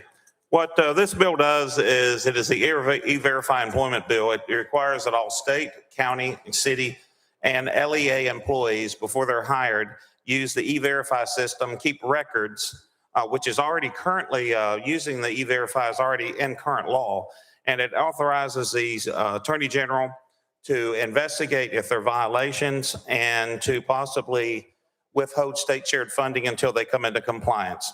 And that's what the bill does, Mr. Speaker. I renew my motion. Chairman Rudd renews the motion. Any discussion on the bill? Representative Pearson. Thank you, Speaker. And again, I think this is another piece of legislation that does nothing but fuel anti-immigrant sentiment and is probably a part of the package of Stephen Miller and the Trump administration. And colleagues, as was mentioned by the sponsor, this system is already in use. We are passing legislation that isn't going to have a material impact on the well-being of the people that we represent, but is being used as a tool and bludgeon consistently of anti-immigrant sentiment that's trying to be built in our state and in our community that is not helpful. Sponsor, isn't it true that the Attorney General under current law, without this being passed, could seek further information about E-Verify statuses from LEAs or county or city governments? Chairman Rudd. My understanding, no, not necessarily. It's certainly not directed to. And I would also say that this bill, while it is using E-Verify is already under current law, many cities and towns and counties do not know that. They haven't paid attention. As a matter of fact, last week, I had the representative from Davidson County in my office asking me not to run the bill because they already use another system. They don't want to use E-Verify. And I said, well, it's already against the law not to use E-Verify. And they said, oh, we didn't know that. So a lot of towns that they don't know it. So this will put it in force. It'll give us an enforcement mechanism, which isn't there now, so that we can enforce it and inform people to come into compliance. Representative Pearson. Thank you. And talk about the enforcement mechanism. Chairman Rudd. Excuse me, I didn't hear you. Representative Pearson. Can you talk about the enforcement mechanism against LEAs, against cities, against counties? Chairman Rudd. Well, if it's against counties, of course, the state would have to come into compliance too if it's a department. But the counties and cities and the LEAs, if there was a report to the Attorney General, they investigated, found that they were not in compliance and they did not run E-Verify and did not keep documentation and hired someone that's not in the country legally, then they could withhold some state shared funding till they come into compliance. Now, on the LEA, the school systems, rather than it's not the school itself, it would be withhold state shared funding from the county commissions who fund the school systems. Representative Pearson. Thank you. Again, we are passing legislation that is going to not materially improve the lives of any of the 7 million people that we represent. This bill is not putting more food on the table, more money in people's pockets, more educational opportunity for our kids. It is not solving the affordability crisis. It is not dealing with any other things that are actually going to improve the quality of people's lives, but instead is inviting liability through the loss of state funding into our cities, to our counties, and into our LEAs for no clear purpose or reason that's been articulated by the sponsor or that has been written within this legislation. My colleagues, we have things that we can focus on that will literally, positively change the trajectory of people's lives in our state. This is not it. And this slate of hate that is supposed to prop up the anti-immigrant synergies in our state is wrong and it's immoral. And so I ask that you not support this legislation. The Attorney General, if they sought to investigate, could already do so. This is not helping to improve the lives of anybody that we represent here. Thank you. Chairman Rudd.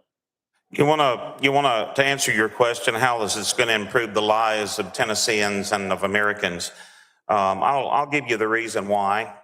We have 11,344 reports of crimes by individuals unlawfully in the United States, 41 homicides, 2,183 violent offenses, 1,592 assaults, including domestic aggravated assault and assault on police officers, 145 sexual offenses, 11 child rapes, 40 aggravated kidnappings, 2,920 DUIs, and over 5,318 cases of driving without a license. That's how it's going to improve people's lives. I don't care if it's one Tennessean or 100 Tennesseans. Not one Tennessean should die or be injured by anyone that can't read English, that can't function in our society. And that is what this bill is about, to make Tennesseans safe and to make sure they get the jobs that are owed to them. Representative Williams. Thank you, Mr. Speaker. I move previous question. Previous question may cause their objection. I only heard two voices. We're on the board. All those in favor of House Bill 1705, vote aye when the bell rings. Those opposed, vote no.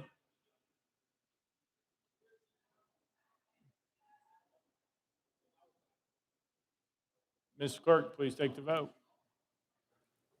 Aye, 73, 21 nays. House Bill 1705, having received a constitutional majority, I hereby declare it passed without objection. The motion to reconsider is tabled.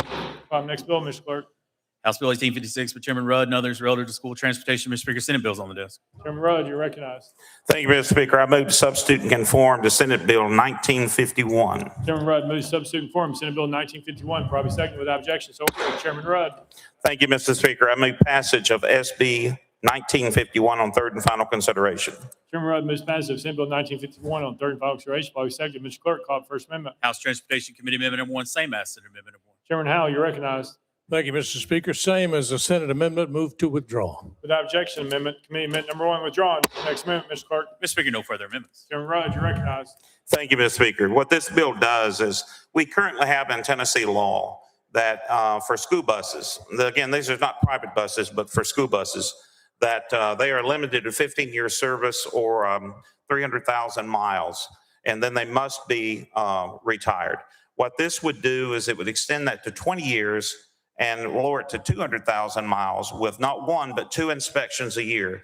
And these buses, rather than be forcibly retired, could be used for after-school activities like the Boys and Girls Club, the YMCA, and others who can't afford to regularly buy these used buses. So again, they would be inspected regularly, they'd be safe, it would allow these clubs, these nonprofits to continue using them.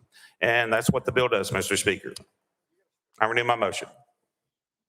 Chairman Rudd renews his motion. Any discussion on the bill? Representative Love. Thank you, Mr. Chairman and sponsor. I do appreciate you bringing this. I remember my first couple of years here, we had some other counties talk about the expensive cost of buses and the need to extend the life of them. So just so I'm clear, it can be used for school and after-school programs or just for after-school programming? Chairman Rudd. After-school programs. Representative Love. Thank you. Representative Sparks. I just want to thank the sponsor for the bill. It's a good example of doing more with less. We've got a crisis in this state, shortage of school bus drivers. School buses are about $200,000 for a new one, and it's something we need to look at. So thank you, Representative Rudd, for this bill. All right. Anyone else? Any objection to the question? Seeing none, we're voting. All those in favor of Senate Bill 1951, vote aye when the bell rings. Those opposed, vote no. As every member voted, does any member wish to change their vote?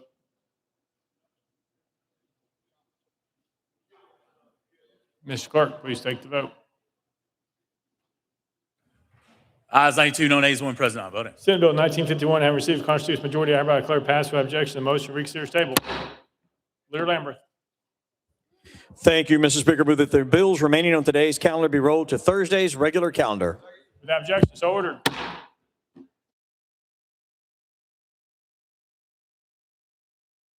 Next order, Mr. Clerk. Unfinished business. We are unfinished business.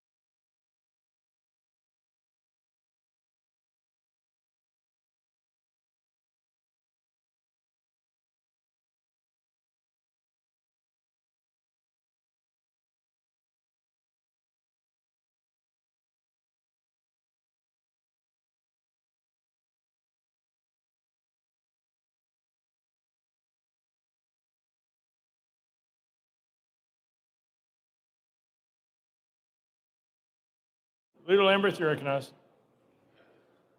Leader Lambert at Leader Cochran's desk. Thank you, Mr. Speaker. Move that the rules be suspended for immediate introduction and consideration of HJR 1133.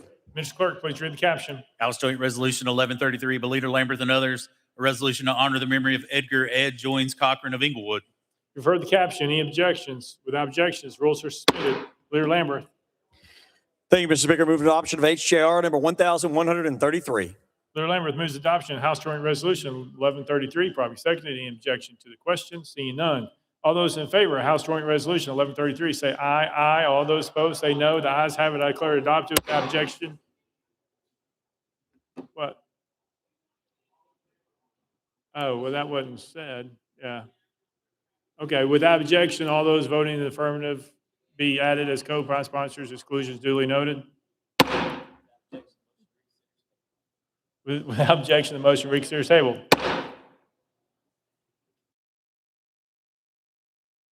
Lambert, at your desk. Thank you, Mr. Speaker. I move to refer HJR 1095 to the Ag and Natural Resources Subcommittee. Without objection.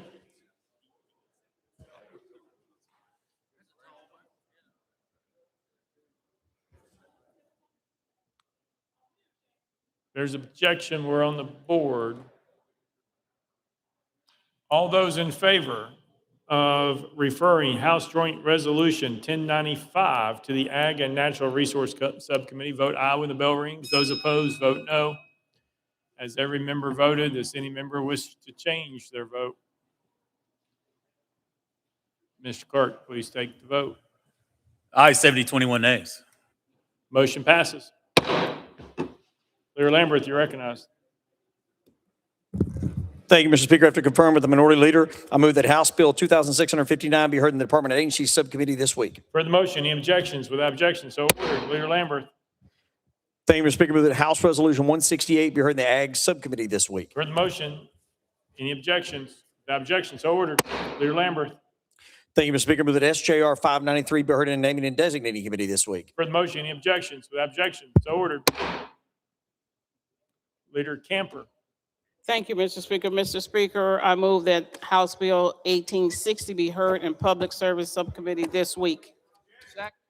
You've heard the motion. There's objections. We're on the board. All those in favor of having House Bill 1860 be heard in the Public Service Subcommittee this week, vote aye when the bell rings. Those opposed, vote no. As every member voted, does any member change their vote?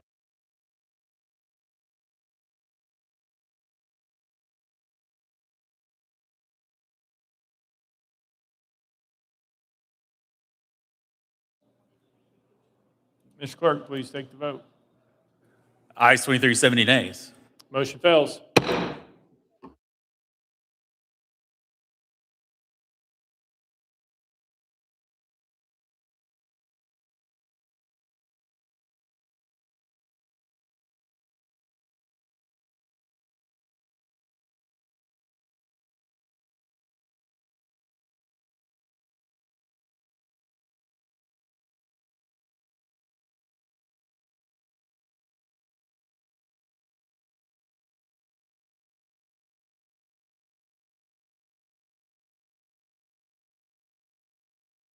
Mr. Clerk. Mr. Speaker, we have a message from the Senate. Mr. Speaker, I'm directed to transmit to the House Senate Bill 468, Senate non-concurred, and House Amendment 1. Thursday's message calendar. Next order, Mr. Clerk. Scheduling and procedural announcements. Mr. Clerk. The last day to put bills on notice for criminal sub will be this Wednesday at 3:30. That's this Wednesday. The final calendar will be heard on March 25th. Next order, Mr. Clerk. Roll call. Roll call.